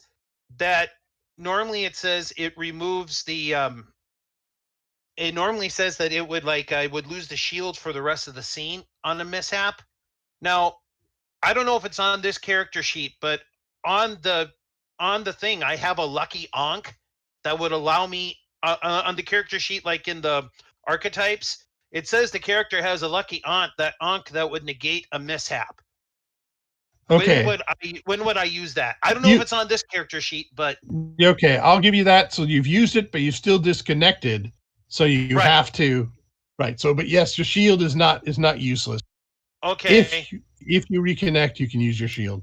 Fair enough. So, okay. So is this where I try to reconnect now, or did I? It is the hero's turn, and anybody with shock gets rid of 2 of it. All right, that's a blessing. There you go. Hero inspiration. Do you want me to? How do I reconnect? It's a reality test, you said, right? Reality test. You need a 14 because it's dominant zone. Okay, so here is the reality. Okay. Submit. I am spending a possibility. I don't think you can. You're disconnected. Yeah. Oh, I can't. Oh, I can't. Oy. But okay. Can you use the second chance? I have a drama card in my pool. Drama cards can be played. Okay. You got them to trade? I've got the second chance in front of me. All right, I will trade you a drama for a second chance. Okay, and I will spend the drama to add for the possibility. So that is submit, and then that's going to be a 12 because that's what I rolled. All right. Okay. There you go. You have reconnected. Congratulations. Whew. Which hero wants to go next? Now, to your advantage, go ahead. No, never mind. You wouldn't notice that necessarily. All right. I'm assuming my turn is done because I reconnected, right? Right. That's your action. All right. Then I am placing a drama card in front of me out of my hand. So, and then I'm done. All right. So, Sergeant, I'm gonna throw another. Oh, go ahead. Oh, I'm sorry. I don't see the second chance on the board. Did I put it too far up? It should be on the board. Yeah. Oh, I see. There it is. Yeah. Okay. Yep. I moved it off to the side. I'm sorry. Okay. So I'll get rid of the drama card that I put out that you used. Yep. Thank you. All right. All right, wants so to go next?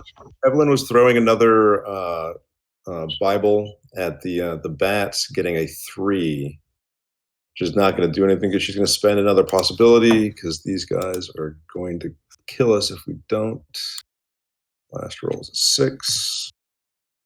And that is a total of a 10 versus their maneuver, which is a 9. So I'll make them stymied. Okay. And she's done. Which hero is next? All right. I had a quick question. They How are many- going. The bats are If- just going berserk. Go ahead. I'd say a grenade, for instance. How many could be taken out? Small burst. So they're small creatures. So you can get. No, you can't get more than 2 because they're small. So -2 is 2. Yeah. So you get normally a small burst is 1 creature, but you're small, so you get 2 of them. Oh wow. Small burst is only 1 meter.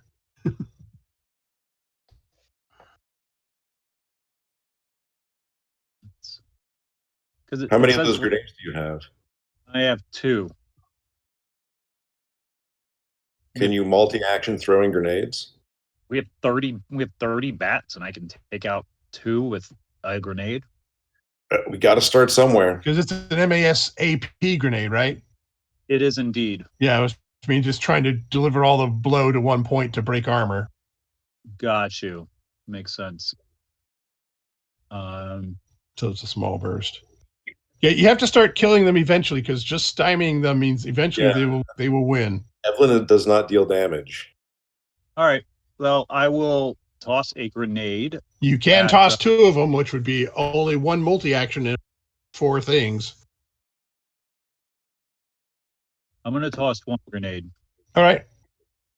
And so that's going to be my melee weapons. Missile weapons. Missile weapons, my apologies. All right.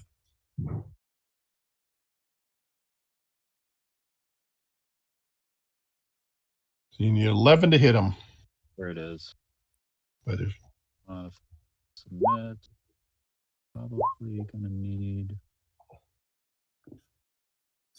I got a 2, so that's no good. We're going to use a possibility. And submit.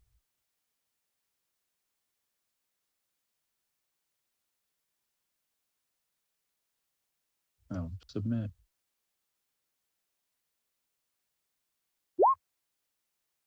There we go. Okay. So You got that? Did I hit him? yes. So and you get a bonus die added to the grade damage. And I will say, if you get enough of a multiple with the bonus die, you'll take out more than 2. That just means you've expanded your burst. That's a lot of damage. All right, oh, I see that now. All right, so then let's do, all right, so then rolling on damage. There it is. And 1, you said bonus die. Right.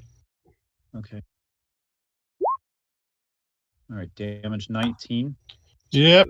So that means I'll assume that they're 9 and they combo up. They can be comboed as well. So I will say you got rid of 4 bats with that little blast. That helps. Okay. That Yes, does. it does. Gets rid of the 10 and turns it into a 6. So the 10s that are really dangerous. So, all right. I think that leaves the Adianos. Yep, I'm going to cast Ward Enemy, All right. which requires an 8.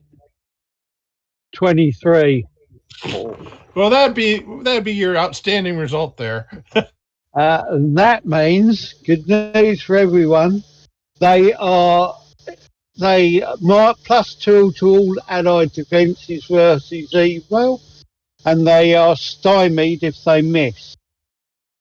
Wow. That's awesome. That is awesome. That means you can stop trying to stymie them and hope that they miss and get stymied. You can just start whittling their numbers down. Okay. Means we go back. They try to attack. To attack now. Yes, they do. They're less excited than they were just a moment ago. Because now I'm down to a 4. Okay, so I hit the Adianos, I believe, Yep. but not very. Oh man, I'm not even sure I did more than one shock to you because I didn't get a bonus. There we go.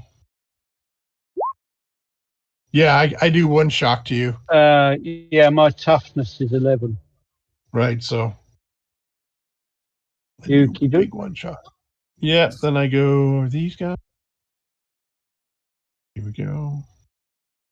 And I'll try just in order. We'll go after Evelyn, followed by the captain. If they miss, they're stymied as well. Right. Oh, you noted. So they actually hit me there. Okay, so they hit you for your defense is an 8. Is that right? Sorry, the defences are up by +2. Right. Oh, so the defenses, so they miss then. If my defense is a 9, then they'll miss with the 7. Thank Linala. yeah. Yes, that's a miss, and that's a miss. Yep, that was a clean miss, so they're all stymied. They're fluttering. And you hear the Reverend's voice high and squeaky coming out from the bats and saying some sort of benediction or something you probably don't want them to cast. I'm not through yet. Heroes are stymied. No. After all that work. Well, the villains are stymied too. So just concentrate on small numbers. Okay. Stymied means we had an extra -2, right? Yeah, just stick a -2 in your modifier. Okay. All right, well, Evelyn's going to stab one bat. Go for it, because one bat you're actually, I think, better than. So she... all right, there we are. Whoa! Holy moly! Shish kebab effect? Do we have... What do we have on the table? Do we have a glory anywhere? No, we don't. We have one drama? No glory. Oh, well. Somebody could do a critical moment, and then we play the glory. Yeah, I do have a glory card. But the roll's only a 32, right? So you still need to get it up. Right. Yeah, You need a drama card and a possibility. Yep, there's a drama card out there I have in front of me. But we don't have the glory. Oh, that's right. All right. So roll your damage there, Evelyn. Do I have bonus damage on that? You get a bonus die, even though you're stymied. You still get a bonus die. Okay. Oh yeah. All right. I forgot to put that in there. All right. There we go. Wow. Okay. So swag. So you're fine. So we'll say you got 2 bats with that. Oh. All right. She's got her pointy knife and she's just jabbing it up in the air. Basically, I assume you're timing their swoops. You see how they're coming in, and you basically just put the dagger in the direction of their swoop. They almost impale themselves. It's like, oh, there we go. Oh, there's another one. Okay, next. I would like to swing at. See, it's already a -2. I would like to swing my shield at 2 of them. All right. Total. So that'd be a -2 for swinging at 2 of them, and then it's -4. -4 total. -4 total. Yep. So let me do that. Go there. So we're going to do melee weapons. We got the shield back. Come on, do not roll me a freaking 1 again, please. -4. Submit. Wow.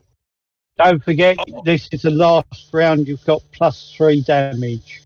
Yep. So it's +3. So that means the shield, normally you would do a 13 with melee. So it means it's a 16. Would that be, is that one for, oh, I didn't do them. Oh, I did the -4, so I'm okay. Yeah. So now So now Go ahead. you have done 2 bonus dice worth of damage on Okay. top of your 16. Wow. Yep, and I'll go ahead and do that now. Damage spill over because they're a mob. Okay, so that's going to be strength plus 2.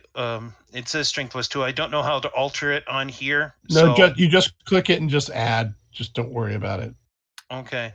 So All right. we'll add 3 to your total that you generate. Okay, and it's 2 bonus dice. So that with the extra damage, that'd be a total of 20. Wow. So that's going to be the 2 you got, and then the splash is 3. So 5. You kill 5 bats that swing. So you've gotten rid of about a third of them, which is pretty reasonable. Who's going next?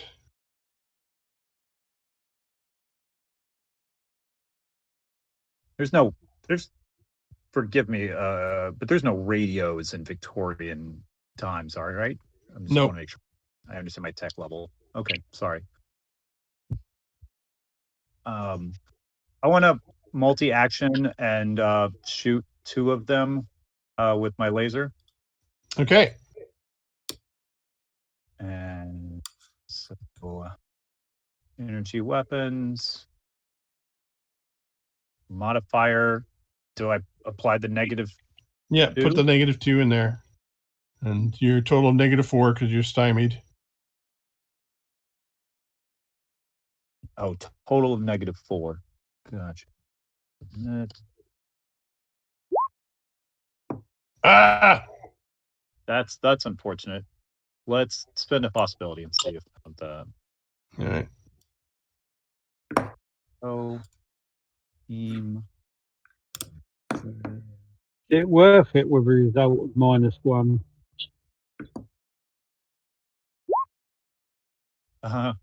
So I got a 9. Yeah. So you got a 9, but against a total so you hit. So what's your base damage? Base damage I think is a 14. Yep, and their base toughness is a 7. So you killed those 2. Okay. You right. just have to hit them. They're pretty soft. Gotcha. It's just a All lot. right. So they'll reform. So they're now groups of 6. All right. So we've knocked them down to how many groups now? They're basically you've got 6, 5, 6, 5. Okay. Well, I've got 1 I can attack, can't I? This round. You do. So I'll attack 1, but I'm at -4 because I'm concentrating to keep the spell up as a miracle up, and then I'm at -2 for being stymied. So you might try to do it with a melee weapon then, because that -1 versus. I'm going to swap with my claws. All right.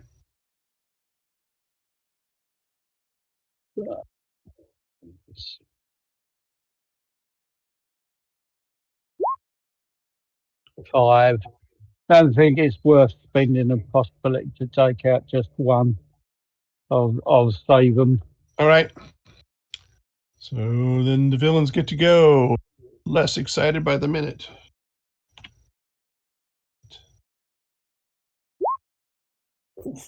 Ooh, they go after the embodied AI and they clip her. No, they don't. I haven't done this. It's a new turn. Right. So you're going to intervene? Okay. I'm going to intervene. And now I have a question. The spell defense plus and my shield defense plus, does that stack? No. Okay, so I have to take. So then, my defense is a 12. Okay, so they're going to do well. At least it's not quite an outstanding success. There's useful. Okay, and I get 0, 1.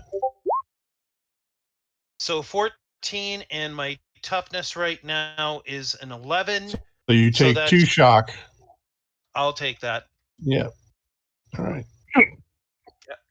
That means then I attack you explicitly.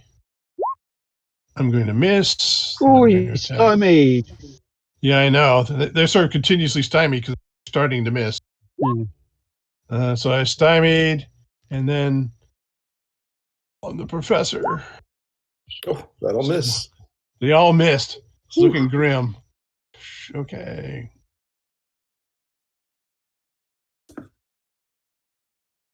It's quite a useful miracle when it comes up high. It is.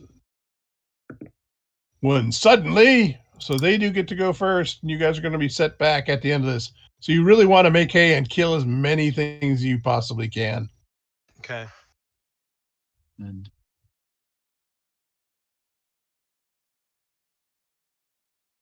Okay. That's going to be a hit on the AI. That's going to be a miss on the Adinos. This is going to be a hit on the sergeant and on the professor. Hit. All right, so we got 3 hits. I'm going to play opponent fails on that one for the professor. Okay, and it's not. Is it a new turn? No, it's not a new turn. It is a new turn, yes.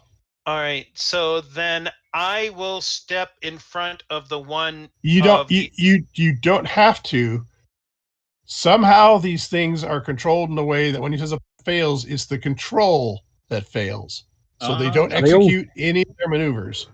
wow. Okay. Well, Oh, you mean so nobody was hit? Nobody was hit. Oh, nice. Okay. Yep. Well done. They're under control.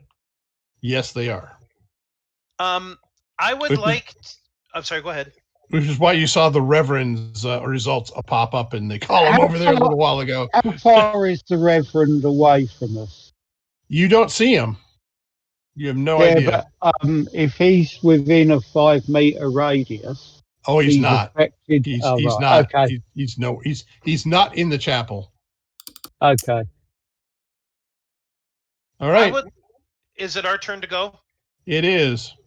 I would like to go first, but before I do, I would like to trade. I have in front of me right now.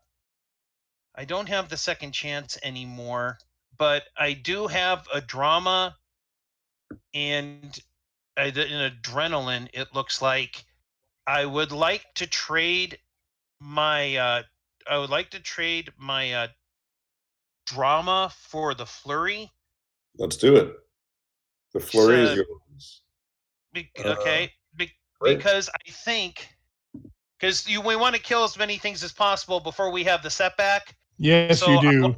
And since I'm the one that's best geared to killing them, I want to use the flurry. Go for it. So I'm going to go ahead, and I would like to try to take out 3 of them again. Okay. Oh, wait a minute. Well, no, I want to get. If I do 3 of them, it'd be a total of a -8, right? -4.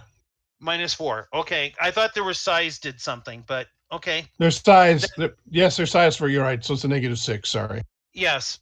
So yeah, I want to take out I want to take no more of a penalty than -6. Okay. And so let me go to here. We're going to do melee weapons again. And then we're going to go to here, and we're going to put in the -6.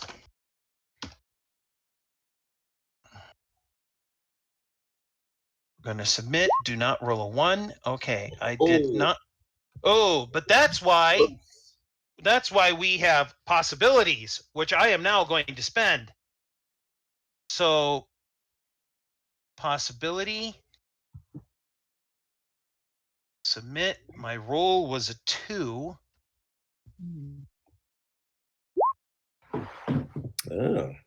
Oh boy.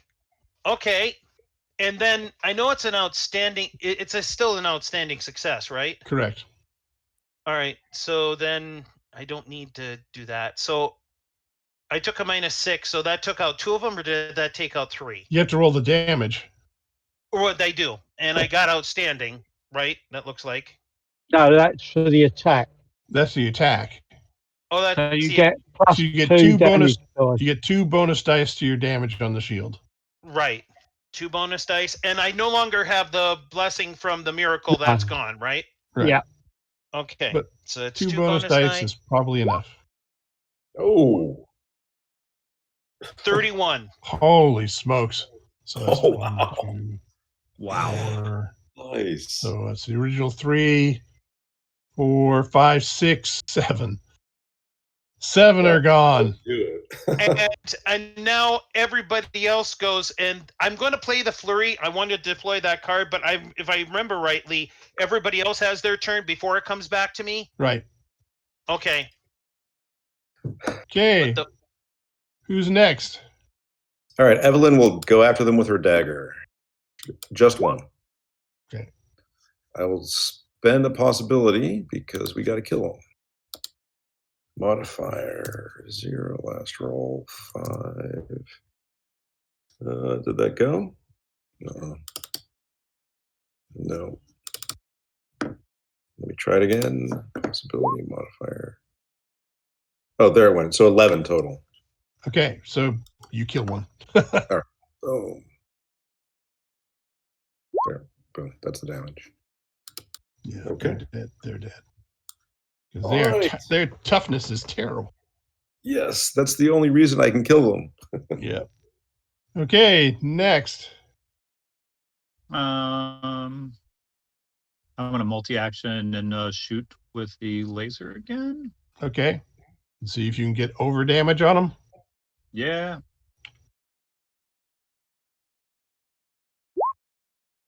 Hey. Whoa. 7. That's good. That's a heck of a start. Yeah. Do I need more than that? You don't, but you're currently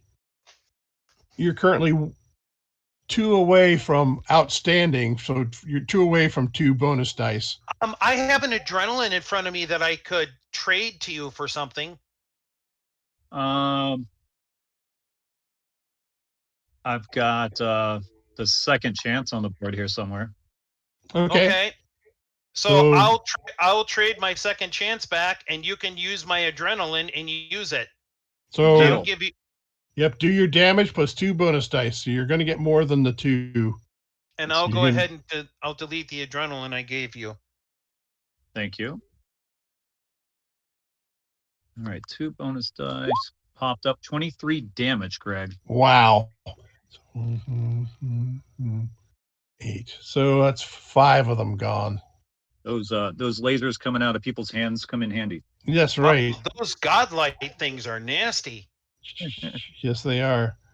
All right. So we have one more to go, I believe. Yep, I'm Yeah. going to slash at them with my claws. I believe I'm at -4. So you're going after 2 of them? No, 1. Well, then- -2 for the size and -2 for my concentration. Okay, yep.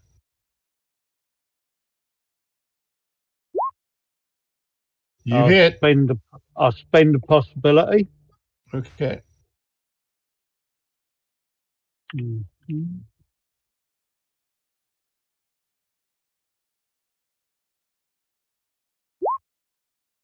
And then I'll spend an action. Can I spend more than 1 card? You can. I'll spend an action and adrenaline to take it up to 21. So you get 2 bonus dice of damage. Okay, I'll just delete those. Now, standing. Bonus dice is 2. Okay. 21 damage. Okay. Wow. So that's 4 of them drop. And then How we many? end at 4. So we're Okay. onto the flurry. Yep, I'm going to delete that card because I said I'd spend it. So let me delete that. That's spent now. So I am going to make my attack. Let's see, and I'm going to try to take out. Wait a minute. So it bleeds over, so I don't have to aim for all 4 to take all 4, right? But it helps. Okay. It helps because if you take out 2, the bleed over is only having to be spread among 2. If you take out 3, the bleed over goes all to that extra 1. And since when you do the multi-attack, there's no loss of damage from all those 3, it's more efficient to try to take out as many as you possibly can. Then I am going to aim for... I'm going to aim for all 4 of them. Okay. So that'd be what? A minus... -8. -8? That's what I thought. Well, that's why we have possibilities. All right. So let me get the character sheet. Melee weapons. And then it's going to be a -8. Submit. All right. That is not horrible. So I am spending a possibility. Yep. And spending the possibility. So that brings me to there. So then we're going to go to here. I rolled. The roll was a 4. So possibility, submit, 4, 14. Okay. So you are going to get a bonus die of damage. That hopefully will be enough. So it's going to be...